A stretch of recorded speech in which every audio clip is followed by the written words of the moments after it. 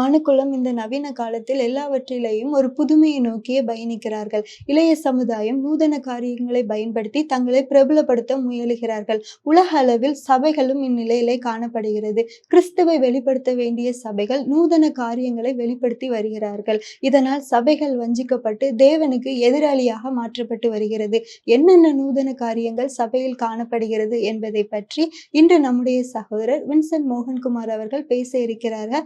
வாங்க செய்திக்குள் போகலாம். ஆண்டவராகிய இயேசு கிறிஸ்துவின் நாமத்தினாலே உங்கள் யாவருக்கும் அன்பின் வாழ்த்துக்களை நான் தெரிவித்துக் கொள்கின்றேன். கர்த்தருடைய கிருபையினாலும் அவருடைய பரிசுத்தமுள்ள இரக்கங்களினாலும் கடைசி கால வஞ்சகங்கள் என்கின்ற பல விஷயங்களை பற்றி நம்முடைய தியானத்தின் வடிவாக நாம் கண்டு கொண்டு வருகின்றோம். உலக ரீதியாக வரக்கூடிய வஞ்சகங்கள், தனிப்பட்ட மனுஷனுடைய வாழ்க்கையிலே வரக்கூடிய வஞ்சகங்கள், இன்னும் தேச அளவிலே வரக்கூடிய அநேக விதமான பிரச்சனைக்குரிய காரியங்கள் அல்லது வஞ்சிக்கக்கூடிய வஞ்சகங்கள், ஒவ்வொரு ஆவிக்குரிய திருச்சபையின் வட்டாரங்களிலும் கூட உருவாக்கப்படக்கூடிய வஞ்சகங்கள் என்று பல தரப்பட்ட வஞ்சகமான நிலைகளை பற்றி கர்த்தருடைய வேதத்தின் வழியாக நாம் கற்றுக்கொண்டு வருகின்றோம். வஞ்சிக்கப்படக்கூடிய இந்த வஞ்சகத்திலிருந்து நீங்களும் நானும் முதல் விஷயமாய் காப்பாற்றப்பட வேண்டும். ஒன்று மட்டுமல்லாமல், இந்த வஞ்சிக்கப்படக்கூடிய வஞ்சகத்திலே நின்று மற்ற மக்களையும் நாம் ஆண்டவராகிய தேவனுடைய சித்தத்தின்படி பாதுகாத்து அவர்களை காப்பாற்ற வேண்டியதும் அவசியமான ஒரு பணியிலே காணப்படக்கூடிய ஒன்று. இந்த ரெண்டு நிலைகளும் நம்முடைய வாழ்க்கையிலே வர வேண்டியது அவசியம் என்று ஆண்டவராகிய தேவனுடைய வசனம் திட்டமும் தீர்க்கமாய் நம்மோடு கூட பேசிக்கொண்டு வர ஆரம்பிக்கிறது. இதில் குறிப்பாக இந்த வஞ்சகங்களை பற்றி கர்த்தருடைய வேத புஸ்தகத்திலே என்ன விதமான வார்த்தைகள் நமக்கு சொல்லப்படுகிறது என்று பாருங்கள். 2 தீமோத்தேயுவின் புஸ்தகத்தில் 3வது அதிகாரம் 1வது வசனம் இந்த வார்த்தையை நமக்கு சொல்கிறது. 2 தீமோத்தேயு 3:1 இந்த வார்த்தையை சொல்கிறது. வாசிக்கிறேன் கேளுங்கள். மேலும் கடைசி நாட்களில் கொடிய காலங்கள் வரும் என்று அறிவாயாக. கடைசி காலங்கள் என்று அழைக்கப்படக்கூடிய இந்த காலங்களில், இந்த காலங்களை நீங்களும் நானும் சந்தோஷமாக அல்லது சம்பிரமமாக அல்லது சமாதானமாக ஆசரிக்க முடியாத பயங்கரங்களும் வேதனைகளும் நிறைந்த காலங்கள் என்கிறதை பற்றி அப்போஸ்தலனாகிய பரிசுத்த பவுல் எத்தனையோ வருஷங்களுக்கு முன்பதாக எழுதியிருக்கக்கூடிய நிலைகளை இன்றைக்கு நீங்களும் நானும் கண்கூடாக கண்டு கொண்டு வருகின்றோம். உலக அளவில் அநேகம் விதமான மாற்றங்கள், எந்த விஷயத்தையும் நம்பி பயன்படுத்த முடியாத அநேகம் விதமான பிரச்சனைகள். இதுக்கு பேர் என்ன அப்படின்னா, இதுக்கு பேர் தான் கர்த்தருடைய வேதம் சொல்கிறதை போல வஞ்சிக்கக்கூடிய வஞ்சகங்கள். மருத்துவத்தில் காணப்படக்கூடிய மருந்து மாத்திரைகளை கூட நீங்களும் நானும் சந்தேகப்படாமல் சாப்பிட முடியல. அந்த மருந்து மாத்திரைகள் உண்மையாகவே நம்முடைய வியாதிக்கு ஏற்றதாக இருக்கிறதா அல்லது அதில் அநேக விதமான கலப்படங்கள் இருக்கிறதா என்று சொல்லக்கூடிய அளவிற்கு நிறைய இடங்களில் வஞ்சிக்கக்கூடிய வஞ்சகங்கள் மலிவாக காணப்படக்கூடிய நிலைகளை பார்த்து கொண்டு வருகின்றோம். இப்போ குறிப்பாக நம்ம என்ன காரியத்தை பார்த்துட்டு வரோம் அப்படின்னா, திருச்சபையில கூட ஒருவேளை உலக ரீதியான காரியங்களில் வஞ்சிக்கப்படக்கூடிய வஞ்சகங்கள் வரலாம். ஆனால் ஆவிக்குரிய வட்டாரம் என்று அழைக்கப்படக்கூடிய திருச்சபைகளின் நடுவில், ஊழியங்களின் நடுவில் இந்த மாதிரி வஞ்சிக்கக்கூடிய வஞ்சகங்கள் ஏராளமாய் கடந்து வருகிறதை பார்க்கும் பொழுதுதான் நம்மை அறியாத ஒரு திகைப்பும் நம்மை அறியாத ஒரு பயமும் உருவாக்கப்படக்கூடிய நிலைகளின் ஊடாக நாம் கடந்து போக ஆரம்பிக்கின்றோம். இது ஒருவேளை உலக மக்களுடைய நிலைகளை பாதிக்கலாம். ஆனால் ஒரு ஆவிக்குரிய மனுஷனுடைய வாழ்க்கை என்று அழைக்கப்படக்கூடிய வாழ்க்கை எப்படி இருக்கணும்? ஆண்டவருடைய வசனத்தில் நம்ம பார்க்கிறோம், எப்பொழுதும் நீங்கள் விழிப்பாய் இருக்க வேண்டும் என்று கர்த்தராகிய தேவன் தம்முடைய வசனத்தில் சொன்னார். ஆனால் விழிப்பு நிறைய வேண்டிய இந்த காலத்தில் விழிப்பற்ற மக்களாய் காணப்படக்கூடிய சூழ்நிலைகள் இருக்க ஆரம்பிக்கிறதுனால தான் திருச்சபையிலே கூட இப்படிப்பட்ட வஞ்சிக்கப்படக்கூடிய வஞ்சகங்கள் உருவாக்கப்பட ஆரம்பிக்கிறதை கண்கூடாக நீங்களும் நானும் கண்டு கொண்டு வருகின்றோம். சபையில் முன்பு மாதிரி ஒரு சமாதானமான ஒரு நிலைகளை பார்க்க முடியல. சபையில் முன்பு மாதிரி ஒரு பக்தி விருத்தி நிலைகளை பார்க்க முடியல. சபையில் ஆண்டவருக்கு பயப்படக்கூடிய பயத்தை உங்களால் என்னாலும் பார்க்க முடியல. சபையில் காணப்படக்கூடிய மக்கள் ஆண்டவராகிய தேவனை காட்டிலும் தங்களை மேன்மையான ஒரு நிலையாக நினைவு கூறக்கூடிய அளவிற்கு, கர்த்தருக்கே ஆலோசனை சொல்லக்கூடிய அளவிற்காக தங்கள் நிலைகளை உயர்த்தக்கூடிய அந்த சூழ்நிலைகளை உங்களாலும் என்னாலும் கண்டு உணர முடியும். அப்போ இதெல்லாம் வஞ்சிக்கப்படக்கூடிய வஞ்சகத்தினால தான். உங்களுக்கே தெரிஞ்ச ஒரு விஷயம்தான், தேவனுக்கு முன்பதாக மனிதன் நின்று கேள்வி கேட்க அவன் ஏமாத்திரம். நமக்கே எந்த விதமான அருகதையும் கிடையாது, எந்த விதமான ஒரு காரியமும் கிடையாது. ஆண்டவராகிய தேவன் எல்லா காரியங்களை காட்டிலும் எல்லா எல்லைகளையும் கடந்தவர். அவருக்கு முன்பதாக ஒரு குறிப்பிடப்படக்கூடிய காலங்கள் மட்டும் வாழக்கூடிய வாழ்க்கை உடைய ஒரு மனுஷன் நின்று கேள்வி கேட்கிறது எப்படி? அப்போ இதுவே ஒரு பெரிய ஒரு வஞ்சகமாய் காணப்படக்கூடிய நிலைகளாக இருக்கிறத பார்க்க முடியும். இந்த நாட்களில் நிறைய ஜனங்கள் கர்த்தருக்கு விரோதமாக நிறைய வார்த்தைகளை பேசுகிறதும், கர்த்தரை காட்டிலும் தன்னை மேன்மையாக நினைவு கூறக்கூடிய காரியங்களை, சபையில் கூட இப்படிப்பட்ட காரியங்கள் யாவற்றையும் போதிக்கிறதையும் நீங்களும் நானும் கண்கூடாக கண்டு கொண்டு வர ஆரம்பிக்கின்றோம். இந்த வஞ்சகங்கள் என்று அழைக்கப்படக்கூடியது பல நிலைகளில் வரக்கூடியதாக விளங்குகிறது.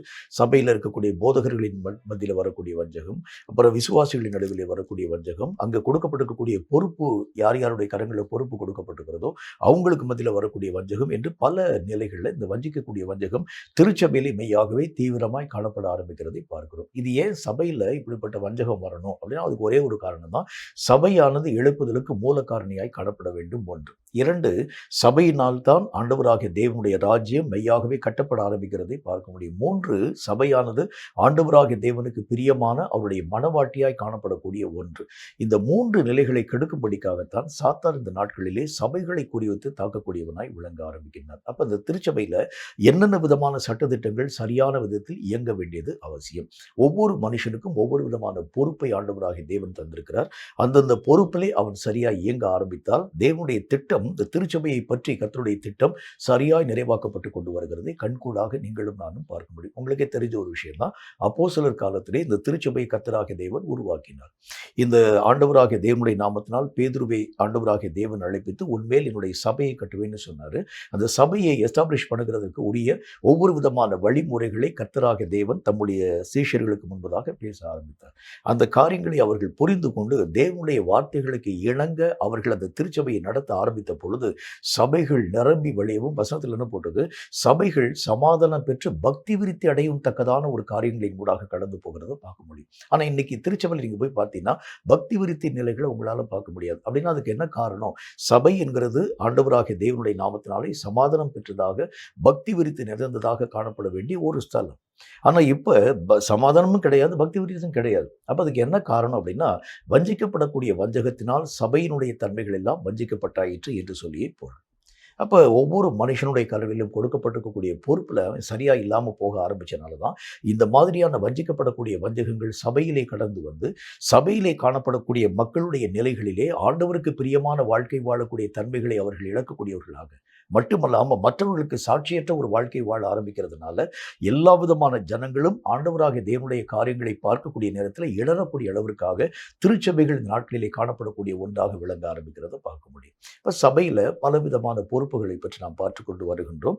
அதில் குறிப்பாக விசுவாசிகளில் நடக்கப்படக்கூடிய சபையில் காணப்படக்கூடிய அங்கத்தினர்களுக்கு கர்த்தராகிய தேவன் பலவிதமான பொறுப்புகள் யாவற்றையும் தந்திருக்கின்றார். அவங்க செய்ய வேண்டிய கடமை என்ன, அதை பற்றி தொடர்ச்சியாக நம்முடைய தியானத்தில் பார்த்துட்டு வரோம். இன்றைக்கு ஒரு முக்கியமான காரியத்தை பற்றி நாம் பார்க்க வேண்டியது அவசியம். இப்போ இந்த திருச்சபையில் ஒரு சட்டத்தை ஆண்டவராகிய தேவன் வைத்திருக்கிறார்.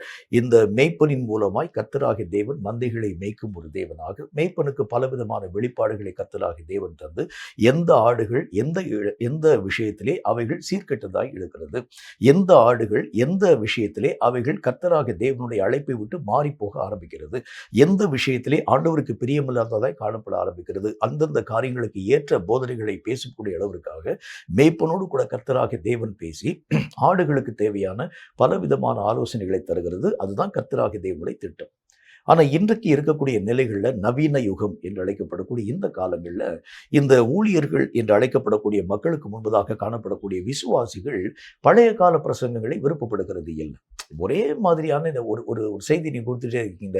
எப்போ பார்த்தாலும் பரிசுத்தத்தை பற்றி பேசுகிறீங்க, நீதியை பற்றி பேசுகிறீங்க, விசுவாசத்தை பற்றி பேசுகிறீங்க, அன்பை பற்றி பேசுகிறீங்க, பாடுகளை பற்றி பேசுகிறீங்க, ஆண்டவருக்கு பயப்படக்கூடிய பயத்தை பற்றி இதே பேசிகிட்டே இருக்கிறீங்களே. வேறு புதுமையான ஒரு காரியத்தை நீங்கள் எங்களுக்கு முன்பதாக சொல்ல வேண்டும். பல இடங்களில் பலவிதமான ஆராதனை முறைகளை நாங்கள் பார்க்கிறோம். அந்த ஆராதனைகளில் பலவிதமான புதுமைகள் புகுத்தப்பட ஆரம்பிக்கிறதுனால அந்த திருச்சபையினுடைய நிலைகள் எல்லாம் ஓங்கி வளரக்கூடியதாக விளங்க ஆரம்பிக்கிறது. ஆனால் நீங்கள் இந்த திருச்சபையில் ஆரம்ப நாளில் எப்படிப்பட்ட காரியத்தை செஞ்சீங்களோ அதே விதமான விஷயங்களை இன்றைக்கு வரைக்கும் நீங்கள் செய்து கொண்டே வர ஆரம்பிக்கிறது. எங்களுடைய வாழ்க்கைக்கு ரொம்ப கஷ்டமாய் காணப்படக்கூடியதாக இருக்கிறதுனால இந்த திருச்சபையிலே நாங்கள் இனி பங்கு பெற முடியாதவர்களாய் வெளியே போக ஆரம்பிக்கிறோம். இது இந்த நாட்களிலே காணப்படக்கூடிய நவீன கிறிஸ்தவர்களுடைய மனநிலையிலே காணப்படக்கூடிய ஒன்று. அவங்க எதை விரும்ப ஆரம்பிக்கிறாங்க அப்படின்னா பழமையான விஷயங்களே இல்லை. ஆனால் கர்த்தருடைய வேதத்தில் என்ன போட்டுக்கு, பழமையான சட்டங்கள் தான் கடைசி வரைக்கும் நம்முடைய வாழ்க்கையிலே வர வேண்டிய ஒன்று. பரிசுத்தம்னா பரிசுத்தமாக தான் இருக்கணும், நீதினா நீதியாக தான் இருக்கணும். அதில் எந்த விதமான காம்ப்ரமைஸ் உங்களாலும் என்னாலும் பண்ண முடியாது. ஒரு காரியத்தை கர்த்தராகிய தேவன் ஆரம்ப நாட்களில் என்ன சட்டங்கள் எல்லாவற்றையும் ஏற்றினாரோ அந்த சட்டங்களை மீறுகிறது தேவனாகிய கர்த்தருக்கு உகந்த ஒரு காரியம் அல்ல, தேவனுக்கு பிரியமான ஒரு காரியமும் அல்ல. ஆனால் இந்த நாட்களில் நவீன கிறிஸ்தவர்கள் அழைக்கப்படக்கூடிய மக்கள் பல நிலைகளை பார்க்க ஆரம்பிக்கிறாங்க. அவங்க பார்க்கக்கூடிய நேரத்தில் சில திருச்சபைகளில் அநேகம் ஆட்டங்களும் பாட்டங்களும் களியாட்டுகளும் இருக்கக்கூடிய சபை, சில சபைகளை பார்க்கக்கூடிய நேரத்தில் அங்கு கட்டுப்பாடு இல்லாத ஒரு வாழ்க்கை வாழக்கூடிய சொல்லக்கூடிய ஒரு நிலை. இன்னொரு திருச்சபையில வந்து பார்க்குறாங்க, ஆடைகள்ல எந்த விதமான அதாவது அதாவது அந்த சபையிலே நடத்தக்கூடிய மக்கள் வந்து எந்த விதமான குற்றமும் சொல்ல முடியாத அளவுக்கு அவங்கவங்க மனம் போன போக்கின்படி நடத்தக்கூடிய அநேக விதமான காரியங்கள். இன்னும் ஒரு படி மேலே போய் நிறைய திருச்சபைகளில், அதாவது ஆண்டவராகிய தேவனுக்கு அருவருப்பாய் காணப்படக்கூடிய வேசியின் பாடல்கள் சொல்றாங்க பார்த்தீங்களா, அவைகள் எல்லாவற்றையும் இசைக்கக்கூடிய காரியங்களுக்கு மெய்யாகவே நடனம் ஆடக்கூடிய நிலை. இதைத்தான் இந்த நாட்களில் நவீன விசுவாசிகள் எதிர்பார்க்க ஆரம்பிக்கிறாங்க. அவங்க என்ன யோசிக்கிறாங்க, எப்போ பார்த்தாலும் அதே விதமான பழைய பாடல், பழைய காரியம், பழைய ஆராதனை, இதெல்லாம் எங்களுக்கு வேண்டாம். வேறு விதமான ஒரு ஒரு நிலைகளின் ஊடாக நாங்கள் கடந்து போக ஆசைப்படுகின்றோம். வேதத்தில் ஆண்டவராகிய தேவன் என்ன காரியத்தை நமக்கு சுட்டி காண்பிக்கிறார் அப்படின்னா, ஒரு காரியத்திலே ஆண்டவராகிய தேவன் ஒரு திட்டத்தை வச்சுட்டாருன்னா, அதில் எந்த நவீனமான காரியங்களையும் புகுத்துகிறதுக்கு உங்களுக்கும் எனக்கும் அதிகாரம் கிடையாது. அதை நம்ம செய்யக்கூடாது. அது தவறான ஒரு விஷயம். ஆண்டவராகிய தேவன் என்ன சட்டத்தை போட்டிருக்கிறாரோ அந்த சட்டத்திற்கு உட்பட்டு ஒரு வாழ்க்கை வாழ வேண்டுமே தவிர, உங்கள் இஷ்டத்துக்காக சட்டத்தை நீங்களும் நானும் திருத்தக்கூடாது. இப்ப இந்த ஜனங்களுக்கு முன்பதாக அநேக விதமான திருச்சபையினுடைய நிலைகளை அவர்கள் பார்க்கும் பொழுது, அதுல அநேக விதமான மக்கள் சொல்றாங்க, பாவத்தை பற்றி கண்டித்து பேசாத நிறைய திருச்சபைகளை பார்க்குறாங்க. அநேக விதமான இடங்களில் நீ தப்பு பண்ணாலும் தேவன் உன்னை ஆசீர்வதிக்கிறான்னு சொல்லக்கூடிய நிலைகளை பார்க்குறாங்க. கர்த்தராகிய தேவன் உன்னுடைய ஒவ்வொரு விதமான குறைவுகளையும் சுமந்து கொள்ள ஆரம்பிச்சதுனால, இனி நீ தப்பு பண்ணாலும் அது உன்னுடைய ஆவிக்குரிய நிலைகளை பாதிக்காதுன்னு சொல்லக்கூடிய பல நிலப்பட்ட அந்த அநேக விதமான செய்திகளை அவங்க கேட்குறாங்க. இப்படி பல விதமான காரியங்களை அவர்கள் கேட்கும் பொழுது, எல்லா விஷயத்தையும் வைத்து அவர்கள் ஒப்பிட்டு பார்க்குறாங்க. இப்ப இந்த திருச்சபையில இதே விதமான காரியங்களை கடைசி வரைக்கும் அவங்க பேசிட்டே இருக்கிறாங்க. பரிசுத்தமாயிரு, பாவத்தை விட்டு விலகு, பரிசுத்தமாயிரு, பாவத்தை விட்டு விலகு, கடைசி வரைக்கும் சொல்லிட்டே இருக்கிறாங்களே.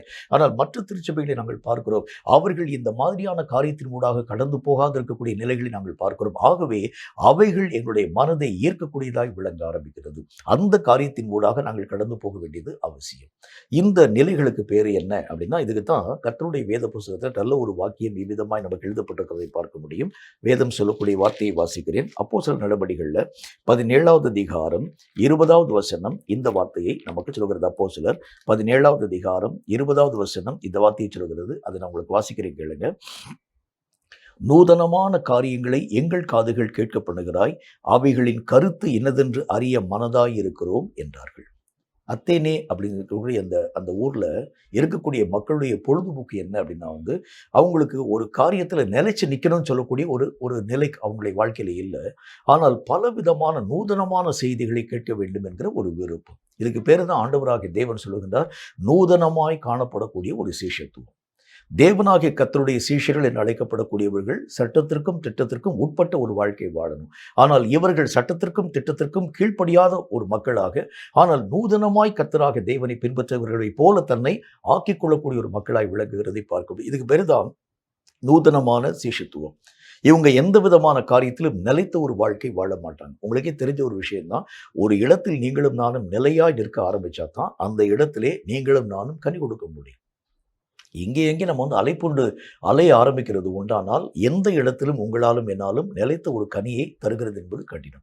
இந்த நூதனமான சீஷத்துவம் என்று அழைக்கப்படக்கூடியது என்ன ஒரு காரியத்தை அவங்க பார்க்குறாங்க, எது அவங்களுடைய கண்களுக்கு மேன்மையாய் காணப்படுகிறதோ. இந்த ஆடுகளை மேய்க்கக்கூடிய நேரத்தில், அதாவது இந்த வெள்ளாடுகள் என்று அழைக்கப்படக்கூடிய ஆடுகளை மேய்க்கக்கூடிய நேரத்தில் இந்த வெள்ளாடுகள் என்ன காரியத்தை செய்யுமா, அந்த மேய்ப்பர்கள் சொல்லுவாங்க. அவங்க என்ன காரியத்தை சொல்கிறாங்க, எங்கெங்கே அந்த அந்த ஆடுகளுக்கு பசுமையாக காணப்பட ஆரம்பிக்கிறதோ, எந்தெந்த இடம் அந்த ஆடுகளுக்கு திருப்தி உள்ளதாக காணப்பட ஆரம்பிக்கிறதோ, மேய்ப்பனுடைய கட்டுப்பாட்டிற்கு மிஞ்சி தங்கள் மனம் போன போக்கும்படி அந்த ஆடு வந்து ஓட ஆரம்பிச்சிடும். ஆகவே இந்த வெள்ளாடுகளை நடத்தக்கூடிய மேய்ப்பன் ஆடுகளுக்கு பின்பதாக நின்று அந்த ஆடுகள் யாவற்றையும் மெய்யாகவே நடத்தி கொண்டு போவான். ஆனால் இந்த செம்மறி ஆடுகளை பார்த்தா மேய்ப்பன் முன்பதாக கடந்து போவான். ஆடுகள் அவனை இந்த பக்கம் அந்த பக்கம் திரும்பி பார்க்காம அவனுடைய கால்களை மட்டும் பார்த்து கொண்டு அப்படி பின்பற்றி போகக்கூடியதாய் விளங்க ஆரம்பிக்கிறத பார்க்க முடியும். இப்போ அந்த நவீனமான ஒரு வாழ்க்கை என்று அழைக்கப்படக்கூடிய வாழ்க்கை, இதில் கட்டுப்பாடே இல்லாத ஒரு வாழ்க்கை. நீங்கள் என்ன வேணாலும் செய்யலாம், கிட்டவார்த்தை பேசலாம், ஆண்டவருக்கு விரோதமான ஒரு காரியத்தை பேசலாம், அநேக விதமான சினிமா பாடல்களை பாடலாம், தேவனுக்கு விரோதமான அநேக விதமான காரியங்களின் ஊடாக கடந்து போகலாம். ஆடை ஆபரணங்களை தடை ஒண்ணுமே இல்லை. அநேக விதமான திருமணத்துக்குரிய காரியங்களை நீங்க வந்து நாள் பார்க்கலாம், குறி பார்க்கலாம், எந்த காரியத்தையும் செய்யலாம். இப்படிப்பட்ட கட்டுப்பாடற்ற நிலைகளை நோக்கி இந்த காலத்திலே காணப்படக்கூடிய விசுவாச மார்க்கத்தார்கள் கடந்து போக ஆரம்பிக்கிறத பார்க்க முடியும். அவங்க வந்து தங்களுடைய வாழ்க்கையில சட்டங்களை மதிக்கக்கூடிய ஒரு மக்களாக இல்லை. இப்படிப்பட்ட ஒரு கட்டுப்படுத்தப்பட்ட ஒரு வாழ்க்கை எங்களுக்கு வேண்டாம். ஆண்டவராகிய தேவன் சொல்லக்கூடிய இந்த சட்டங்களுக்கும் திட்டங்களுக்கும் உட்படக்கூடிய ஒரு வாழ்க்கை எங்களுக்கு வேண்டாம். நாங்கள் தன்னிச்சையாக நடக்கணும்னு ஆசைப்படுறோம். வேண்டும், எங்களுக்கு விருப்பமான காரியத்தினூடாக கடந்து போக வேண்டும் என்கிற ஒரு விருப்பம் எங்களுடைய மனதிலே காணப்பட ஆரம்பிக்கிறது. அதனால எந்த கட்டுப்பாடுகளுக்கும் நாங்கள் உட்பட மாட்டோம். ஒருவேளை சபையில் இந்த சட்டத்திட்டங்கள் எங்களுக்கு முன்பதாக உரைக்கப்பட ஆரம்பிக்கிறது உண்டான சபையினுடைய சட்டத்தை உடைச்சிட்டு நாங்கள் வெளியே போயிடுவோம். இந்த சபையினுடைய சட்டத்திற்கும் நாங்கள் உட்பட்டு ஒரு வாழ்க்கை கடைசி வரைக்கும் வாழக்கூடிய ஒரு மக்களாக இருக்கிறது இல்லை. இதுக்கு பெரிதா என்ன ஒரு காரியத்தை கர்த்தர் சொல்லுகின்றார் அப்படின்னா, நூதனமான காரியங்களை விரும்பக்கூடிய சீஷர்கள். இந்த கடைசி காலத்தில் நிறைய இடங்களை நீங்கள் பார்க்க ஆரம்பிக்கிறது உண்டானால், அநேகம் போதகர்கள் அந்த மக்களுக்கு ஏற்ற மாதிரி பிரசங்கங்களை பண்ணுகிறது. உங்களுக்கே தெரிஞ்ச ஒரு விஷயம் தான், பிரசங்கத்தை ஆல்ட்ரேஷன் பண்ணுறதுக்கு உங்களுக்கு எனக்கு ரைட்ஸே கிடையாது. இந்த வசனத்தில் என்ன போடுறது தெரியுமா? இந்த வேத வசனத்தில், இந்த புத்தகத்தில் எழுதப்பட்டிருக்கக்கூடிய வசனத்தில் ஒரு வார்த்தையை கூட்டினாலும் ஒரு வார்த்தையை எடுத்து போட்டாலும் அவருடைய பங்கை நான் எடுத்து போட்டுருவேன். ஒரு வார்த்தையை கூட்டினா இந்த புத்தகத்தில் எழுதப்பட்டிருக்கக்கூடிய வாதைகள் எல்லாவற்றையும் நான் அவன் மேல் கூட்டுவேன். அப்படின்னா என்ன அர்த்தம்? இந்த வார்த்தைகளை கூட்டியும் குறைத்தும் நீங்கள் பேசக்கூடாது. ஏன்னா இன்றைக்கு நவீனமாக காணப்படக்கூடிய நிலைகளை பார்க்க ஆரம்பிக்கிறது உண்டானால், வார்த்தைகளை தங்கள் இஷ்டப்படியே வளைத்து, இதைத்தான் இந்த நாட்களில் விசுவாசிகள் விரும்ப ஆரம்பிக்கிறாங்க. அவங்களுக்கு ஏற்றது மாதிரி பேசக்கூடிய அநேக விதமான வார்த்தைகள், அவங்களுக்கு பிரியப்படக்கூடிய வார்த்தைகள், அவங்களை கண்டித்து உணர்த்தக்கூடிய காரியங்களை எந்த மனிதனும் கேட்க மாட்டான். அவங்களுக்கு விரோதமாக சுட்டி காண்பிக்கப்படக்கூடிய நிலைகளை அவர்களுடைய மனம் அங்கீகரிக்க போகிறது. அவங்களுக்கு தேவை என்ன? ஒரே ஒரு விஷயம் தான் தேவை. அவங்க என்ன காரியத்தை செய்தாலும் தட்டி கொடுக்கக்கூடிய அந்த செய்தி. அந்த இதில் இந்த மீகா தீர்க்கதரிசியின் புத்தகத்தை நீங்கள் வாசித்து பார்த்தீங்கன்னா, அதில் ஒரு வசனம் வந்து இவ்விதமாக எழுதப்பட்டிருக்கிறத பார்க்க முடியும். ஒரு மனுஷன், அதாவது மதுபானம் பண்ணக்கூடிய காரியங்களை பற்றி மெய்யாகவே கண்டித்து பேசாது இருக்கிறது உண்டானால், அவங்க மனம் போன போக்குக்கு ஏற்ற காரியங்களை பேசுகிறது உண்டானால், அவனே உங்களுக்கு பிரியமான போதகனாக இருப்பான். அப்படிதான் அந்த புத்தகத்தில் எழுதப்பட்டிருக்கிறது பார்க்க முடியும். அப்ப கர்த்தருடைய வசனத்துல ஆண்டவராகிய தேவன் எதை நம்முடைய வாழ்க்கையிலே வலியுறுத்தி பேசுகிறார் அப்படின்னா, சட்டம்னா இதுதான், திட்டம்னா இதுதான், இதற்கு மிஞ்சினது எல்லாம் தீமையினால் உருவாக்கப்பட ஆரம்பிச்சிடும். இந்த மாதிரி நவீனமான காலங்களுக்கு ஏற்ற மாதிரி கிறிஸ்தவ மாறுதலின் கூடாக கடந்து போகக்கூடிய ஒரு காரியம் அல்ல. நம்முடைய இஷ்டத்தின்படியே, நம்முடைய தேசத்திற்கு ஏற்ற மாதிரி, நம்முடைய அநேக விதமான கலாச்சாரங்களுக்கு ஏற்றது மாதிரி, மக்களுடைய மனம் விரும்பக்கூடிய காரியத்திற்கு ஏற்ற மாதிரி கிறிஸ்தவத்தை நீங்கள் நானும் மாற்றக்கூடாது. இது கிறிஸ்தவம் என்கிறது ஆண்டவராக தேவனால் உருவாக்கப்படக்கூடிய சட்டம். இதுல எந்த விதமான ஆல்ட்ரேஷனும் செய்கிறது உங்களுக்கும் எனக்கும் எந்த விதமான ரைட்ஸும் இல்லாத இருக்கக்கூடிய நிலைகளை கர்த்தருடைய வசனம் சொல்ல ஆரம்பிக்கிறது. இப்ப இந்த விசுவாசிகள் என்ன செய்யறாங்க அப்படின்னா, மனம் விரும்பக்கூடிய காரியங்களை தேடி ஓடக்கூடிய ஒரு மக்களாக, அவங்களுக்கு என்ன வேணும் அப்படின்னா அவங்கள எந்த விதமான காரியத்திலும் பழிச்சிடக்கூடாது, எந்த விதமான காரியத்திலும் அவங்களுக்கு விரோதமான வார்த்தையை பேசிடக்கூடாது, எந்த விதமான ஒரு காரியத்தை பற்றியும் அவர்கள் செய்யக்கூடிய குற்றங்களை குற்றமாக பேசிடக்கூடாது. அவங்க என்ன காரியத்தை செய்ய ஆரம்பிச்சாலும் கூட, ஒருவேளை சபையில அவங்க தூங்கி ஒழிஞ்சா கூட, அவர்களை எழுப்பி நிற்க வைத்து இந்த சபை போதகர் என்ன வார்த்தையை சொல்ல வேண்டும்? அவன் தன்னுடைய பலவீனத்தினால் தூங்கி இருக்கிறான், அவன் மற்றபடி சபையிலே உறங்கக்கூடியவன் அல்ல என்று சொல்லி, அவன் செய்யக்கூடிய தவறுக்கு அவர்கள் மெய்யாகவே அநேக விதமான ஆசீர்வாதமான வார்த்தைகளை பேசினால் அந்த சபை நல்ல ஒரு சபை. அவங்க செய்யக்கூடிய தவறுகள் யாவற்றையும் சுட்டி காண்பிக்க ஆரம்பித்தால் அவர்கள் அந்த இடத்தை விட்டு வெளியேறி கடந்து போகிறதை பார்க்க முடியும். இதுக்கு பேர் என்ன ஒரு வார்த்தை? நூதனமான சிஷ்யத்துவம். அவங்களுடைய மனம் விரும்பக்கூடிய காரியத்தின் அடிப்படையில் தான் கர்த்தர் பேசணும். அவர் இஷ்டப்படியெல்லாம் பேசக்கூடாது. கர்த்தர் அவர் மெய்யாகவே கண்டித்து பேசக்கூடியதோ, அவர் மெய்யாகவே திட்டி பேசக்கூடியதோ, அவர் மெய்யாகவே சபித்து பேசக்கூடியதோ, அவர் ஏதாகிலும் அநேக விதமான தண்டனைகள் யாவற்றையும் கொடுத்து பேசக்கூடியதோ மெய்யாக ஏற்றுக்கொள்ள மாட்டாங்க. அவங்களுக்கு தேவை என்ன? அவர் என்ன விதமான காரியத்தை பேச ஆரம்பித்தாலும், நாங்கள் செய்யக்கூடிய குற்றமாக இருக்க ஆரம்பித்தாலும் அதை ஆண்டவராகிய தேவன் தட்டி கேட்கக்கூடாது. இந்த நூதனமான சீஷர்கள் இந்த நாட்களில் அதிகமாய் விரிந்து பரவ ஆரம்பிக்கிறது மட்டும் இல்லாமல், இவர்கள் சபையில மேய்ப்பர்களை தங்கள் வசப்படுத்தி கொண்டு அவங்க என்ன காரியங்களை செயற்படுத்த ஆரம்பிக்கிறாங்க அப்படின்னா, மேய்ப்பர்கள் எல்லாரும் அவங்களுடைய மன விருப்பத்திற்கு ஏற்ற மாதிரி பேசணும். அப்படி நீங்கள் பேசாது இருக்கிறது உண்டானால் சபையினுடைய எல்லைகளை தாண்டி நாங்கள் கடந்து போக ஆரம்பிச்சிடும். இப்படி அநேக விதமான நிலைகளில் இந்த நாட்களில் திருச்சபையினுடைய நிலைகள் காணப்படுகிறதை நீங்களும் நானும் கண்கூடாக பார்த்து கொண்டு வருகிறோம். நூதனமான காரியம்னா என்ன? சில முக்கியமான கருத்துக்களை பற்றி நான் உங்களோடு கூட பேச வேண்டும் என்று ஆசைப்படுகின்றேன். கர்த்தருடைய வேதம் சொல்லக்கூடிய முதல் காரியமாக வேதம் என்ன வார்த்தையை சொல்கிறது என்று பாருங்கள். 2 தீமோத்தேயுவின் புஸ்தகத்தில் 2வது அதிகாரம் 18வது வசனம் இந்த வார்த்தையை நமக்கு சொல்கிறது. 2 தீமோத்தேயுவின் புஸ்தகம் 2வது அதிகாரம் 18வது வசனம் இந்த வார்த்தையை சொல்கிறது. அதை நான் உங்களுக்காக வாசிக்கிறேன். அது என்ன வார்த்தையை நம்ம கூட பேசுகிறது என்று பாருங்கள்.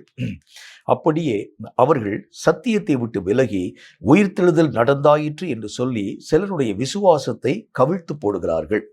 முதல் காரியம் என்ன அப்படின்னா, எது நூதனம் அப்படின்னா, சத்தியத்திற்கு மாறாக சொல்லப்படக்கூடிய காரியங்கள் எல்லாம் நூதனம். சத்தியத்துக்கு இணங்காத ஒவ்வொரு விதமான விஷயங்களும் நூதனம். இப்ப ஜனங்கள் எதை விரும்புறாங்க அப்படின்னா, சத்தியமாய் கண்டித்து பேசக்கூடிய நிலைகளை மாற்றி, அவர்கள் மெய்யாகவே ஜனங்களுக்கு ஏற்ற மாதிரி உபதேசங்களை மாற்றி அமைக்க வேண்டியது அவசியம். அந்த வசனம் ஒருவேளை ஹார்ஷாக அல்லது கடினமாக பேசக்கூடியதாக இருக்க ஆரம்பித்தாலும், அதை அந்த அந்த சபை போதகன் கடினமாக உபதேசத்தின் ஊடாக மக்களுக்கு முன்பதாக சொல்லக்கூடாது. அதை அவர்களுடைய மனம் கோணாத அளவிற்காக பேசினால்தான் அந்த காரியங்களை ஜனங்கள், விசுவாசிகள் ஏற்றுக்கொள்ள துவங்க ஆரம்பிக்கிறதை பார்க்க முடியும். எவ்வளவு பயங்கரமான ஒரு விஷயம் பாருங்க. திட்டணும்னு சொன்னா திட்டித்தான் நம்ம சொல்ல வேண்டியது அவசியம். இதுக்கு ஒரு நல்ல ஒரே ஒரு எக்ஸாம்பிள் நான் உங்களுக்கு சொல்ல வேண்டியது அவசியமான ஒன்று. இப்ப உதாரணமாக நம்ம வீட்டில் வந்து ஒரு பாய்சன் ஒன்று வைத்திருக்கிறோம் என்று வைத்துக் கொள்ளுங்கள். அதாவது அந்த இந்த எலிக்கு கொடுக்கறதுக்கோ அல்லது வந்து மற்ற ஏதாகிலும் ஒரு ஒரு இந்த பூச்சிகளுக்கு பயன்படுத்துவதற்காகவோ ஒரு விஷயத்தை நம்ம வந்து வைத்திருக்கிறோம் என்று வைத்துக் கொள்ளுங்கள். இந்த விஷயத்தில் நீங்களும் நானும் நம்ம வீட்டில் இருக்கக்கூடிய பிள்ளைங்க சாப்பிடக்கூடாது என்பதற்காக அதை வந்து ஒருவேளை எடுத்து அவர்கள் பயன்படுத்தி விடக்கூடாது என்பதற்காக இந்த விஷத்தின் மேல் நீங்கள் ஒரு சின்ன ஒரு ஸ்லிப் ஒன்றை எழுதி ஒட்டி வைக்க ஆரம்பிக்கிறீங்க. விஷம் என்கிற ஒரு வார்த்தையை எழுதி வைக்கிறீங்க. இந்த இடத்துல இங்கே விஷம் என்கிறதை இப்படிப்பட்ட ஒரு ஒரு ஒரு ஹார்ஷான வார்த்தையை நீங்கள் வந்து பேசுகிறது நாங்கள் விருப்பப்படவில்லை. விஷம் என்கிற அந்த காரியத்தை நீங்கள் மறுத்து, இது ஒரு இனிமை தரக்கூடிய ஒரு காரியம் என்கிறதை பற்றி நீங்கள் எழுதுங்கன்னு சொல்லி விசுவாசிகள் கேட்குறாங்க. இது எவ்வளோ பெரிய ஒரு பயங்கரம் பாருங்களேன். அதாவது இந்த பாய்சன் நம்ம சொல்லக்கூடாது. பாய்சனை சொல்லாமல் இது எல்லா விதமான மக்களுக்கும் அதாவது ஊக்கத்தை தரக்கூடிய ஊக்க மருந்துன்னு சொல்லணும். இந்த மாதிரி நீங்கள் அநேக விதமான காரியங்களை கண்டித்து பேசக்கூடிய விஷயங்கள் அல்ல, கண்டிக்கக்கூடிய காரியங்களை நீங்கள் எங்களுக்கு முன்பதாக தட்டி கொடுத்து சொல்ல வேண்டியது அவசியம். இப்படி நீங்கள் இந்த வார்த்தைகளை பேச ஆரம்பித்தால் மட்டும்தான் திருச்சபையிலே நாங்கள் எங்களுடைய வாழ்க்கையினுடைய நிலைகள் யாவற்றையும் இணைத்துக் கொள்ள முடியும் என்கின்ற நிலைகளின் ஊடாக கடந்து போகக்கூடிய விசுவாசமாக இருக்கத்தான். இது எவ்வளவு பெரிய பயங்கரமான ஒரு காரியம் பாருங்க. பாய்சன் எழுதாம இந்த பாய்சனை அது ஒரு இனிமை தரக்கூடிய ஒரு மருந்து என்பதை பற்றி எழுதுகிறது உண்டானால் அதை எவனாகிலும் எடுத்து பயன்படுத்தினால் என்ன நடக்கும்னு யோசிப்பாருங்க. அவனுடைய உயிருக்கே ஆபத்தான ஒரு காரியமாய் மாற்றப்பட்டு விடுமே. அப்ப கர்த்தருடைய வேத புத்தகத்தில் ஜனங்கள் என்ன விதமான காரியத்தை விரும்ப ஆரம்பிக்கிறாங்க? நூதனம். இதுதான் நூதனம். பாய்சன் எழுதாத, பாய்சன் வந்து பால்னு எழுதுன்னு சொல்றாங்க. பாய்சன் எழுதாத, பாய்சன் வந்து அது எல்லா விதமான மக்களுக்கும் போஷாக்கு தரக்கூடிய ஒரு நல்ல ஒரு பானம் என்பதை பற்றி எழுது. இது எவ்வளவு பெரிய ஒரு நூதனமான ஒரு காரியம், எவ்வளவு பெரிய ஒரு தவறான ஒரு விஷயம். இது சாத்தான் இப்படிப்பட்ட நிலைகள் யாவற்றையும் செய்யக்கூடியவன். அவன் பாய்சனை மக்களுக்கு முன்பதாக பாய்சனாக காண்பிக்காமல் எல்லா விதமான மக்களும் பயன்படுத்தக்கூடிய நல்ல ஒரு மருந்தை போல காண்பிக்க ஆரம்பிக்கிறதுனால இவைகளை பயன்படுத்தி அநேக மக்கள் தங்களுடைய ஜீவனை இழந்து போக ஆரம்பிக்கக்கூடிய அந்த நிலைகளை பார்க்க முடியும். இது சாத்தானுடைய பணி. ஆனா இந்த நாட்கள்ல, கடைசி நாட்கள்ல சாத்தானுடைய வேலைகளை விசுவாசிகள் செய்ய ஆரம்பிக்கிறான். எப்படி செய்ய ஆரம்பிக்கிறான்?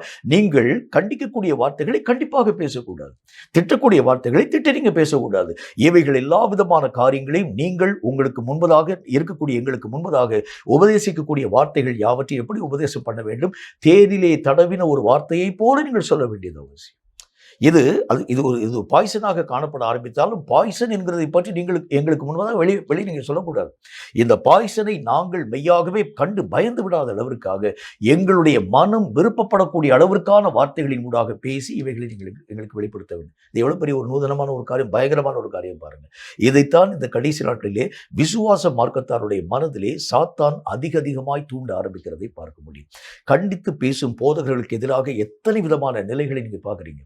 கர்த்தருடைய அந்த ஆண்டவராகிய தேவனுடைய வசனங்களாய் போதிக்கக்கூடிய நிறைய போதகர்கள் இருக்கிறாங்க. அந்த போதகர்கள் எல்லா விதமான மக்களையும் கிழித்து பேசக்கூடிய ஒவ்வொரு விதமான நிலைகளும் நம்ம பார்க்குறோம். யூடியூப் சேனல் நீங்கள் வந்து ஓப்பன் பண்ணி பார்த்தீங்கன்னா அவர்கள் செய்யக்கூடிய ஒவ்வொரு விதமான விஷயங்களை பற்றி, அவர் இப்படிப்பட்ட காரியத்தில் தவறு, இப்படிப்பட்ட விஷயத்தில் தவறு, இவர் இப்படிப்பட்ட நியாயத்தை பற்றி பேசுகிறது எப்படி என்று சொல்லி நிறைய போதக பிதாக்களுக்கு விரோதமாக பேசப்படக்கூடிய நிறைய வார்த்தைகளை நீங்களும் நானும் கேட்டிருக்க முடியும். இவைகள் எல்லாவற்றுக்கும் என்ன காரணம் அப்படின்னா, நூதனமான சேஷத்துவம் என்னைக்கு உள்ள வருதோ அன்றைக்கு நமக்கு முன்பதாக கடிந்து பேசக்கூடிய அந்த கடிந்து கொள்ளக்கூடிய நிலைகளை அவர்கள் புறக்கணிக்க ஆரம்பிக்கிறதை பார்க்க முடியும். அவங்க என்ன யோசிக்கிறாங்க அப்படின்னா இந்த போதகர்களுடைய வேலையே என்ன அப்படின்னா, இவர்கள் எல்லா நேரத்திலும் என்னை திட்டிக்கொண்டே இருக்க வேண்டியது அவசியம். இவன் எல்லா விதமான காரியத்திலும் என்னை குற்றம் பிடிக்கக்கூடிய வார்த்தைகளைத்தான் பேச ஆரம்பித்து விடுகின்றான். நல்லா யோசிக்குங்க. உங்களுக்கும் போதகருக்கு எந்த விதமான பிரச்சனையும் இல்லை. நீங்க என்ன தப்பு பண்ணாலும் அதை வந்து கண்டிக்காமல் போக ஆரம்பிச்சாலும் அவருக்கு எந்த விதமான நஷ்டம் வரப்போறதில்லை. என்றாலும் அவர் ஏன் கண்டித்து பேச ஆரம்பிக்கிறார் என்றால், நீங்கள் எப்படியாகிலும் கர்த்தருடைய ராஜ்யத்துக்குள் போக வேண்டும் என்கின்ற ஒரு மன வாஞ்சியோடு கூட உங்களோடு கூட அவர் பேசிக் கொண்டு வருகின்றார்.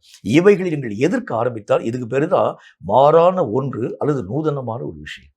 எனக்கு எனக்கு நல்லதுக்குன்னு ஒரு விஷயம் செய்கிறான். இப்போ உதாரணமாக பாருங்களேன், ஒரு மருத்துவர் எனக்கு ஆப்ரேஷன் பண்ணுகின்றார். இந்த ஆப்ரேஷன் பண்ணினா தான் என்னுடைய சரீரத்தில் காணப்படக்கூடிய பலவீனங்கள் மாற்றப்பட முடியும். அப்படி இந்த மாதிரி ஆப்ரேஷன் பண்ணுறதுக்காக கத்தி எடுத்துக்கொண்டு வரக்கூடிய நேரத்தில் மருத்துவரை ஓங்கின அறையில் என்று வைத்துக் கொள்ளுங்கள். இதுக்கு பேர் என்ன நம்ம சொல்ல முடியும்? எல்லா விதமான காரியத்தை நான் செஞ்சுட்டு வந்திருக்கிறேன்.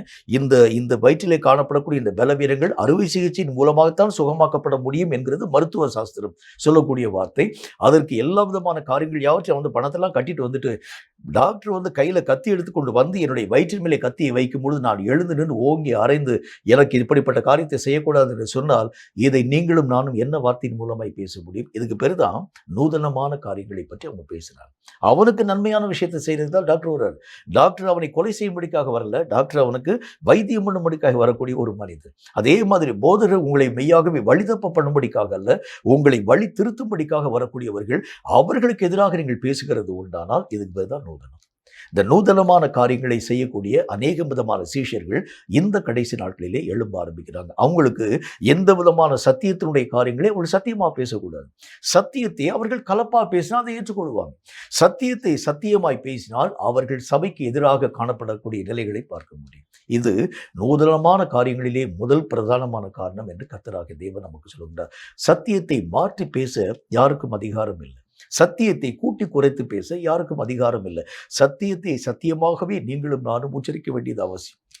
சத்தியமாக சொல்லப்படக்கூடிய இந்த காரியங்களை ஏதாகிலும் நீங்கள் மாற்றி பேசும்படியாக நீங்கள் போதகர்களுக்கு விரோதமான காரியங்களை பேச ஆரம்பிக்கிறது உண்டானால், நூதனமான விஷயங்களை நீங்கள் செயல்படுத்த ஆரம்பிக்கிறதுனாலே தேவனுடைய கோபம் நம்மையில் மூழ்கிறது மட்டுமல்ல, சபையிலும் ஆண்டவராகிய தேவனுடைய கிருபையை நாம் இழக்கக்கூடிய ஒரு மக்களாய் காணப்பட ஆரம்பிக்கிறதை பார்க்க முடியும். ரொம்ப ஜாக்கிரதையாக இருங்க.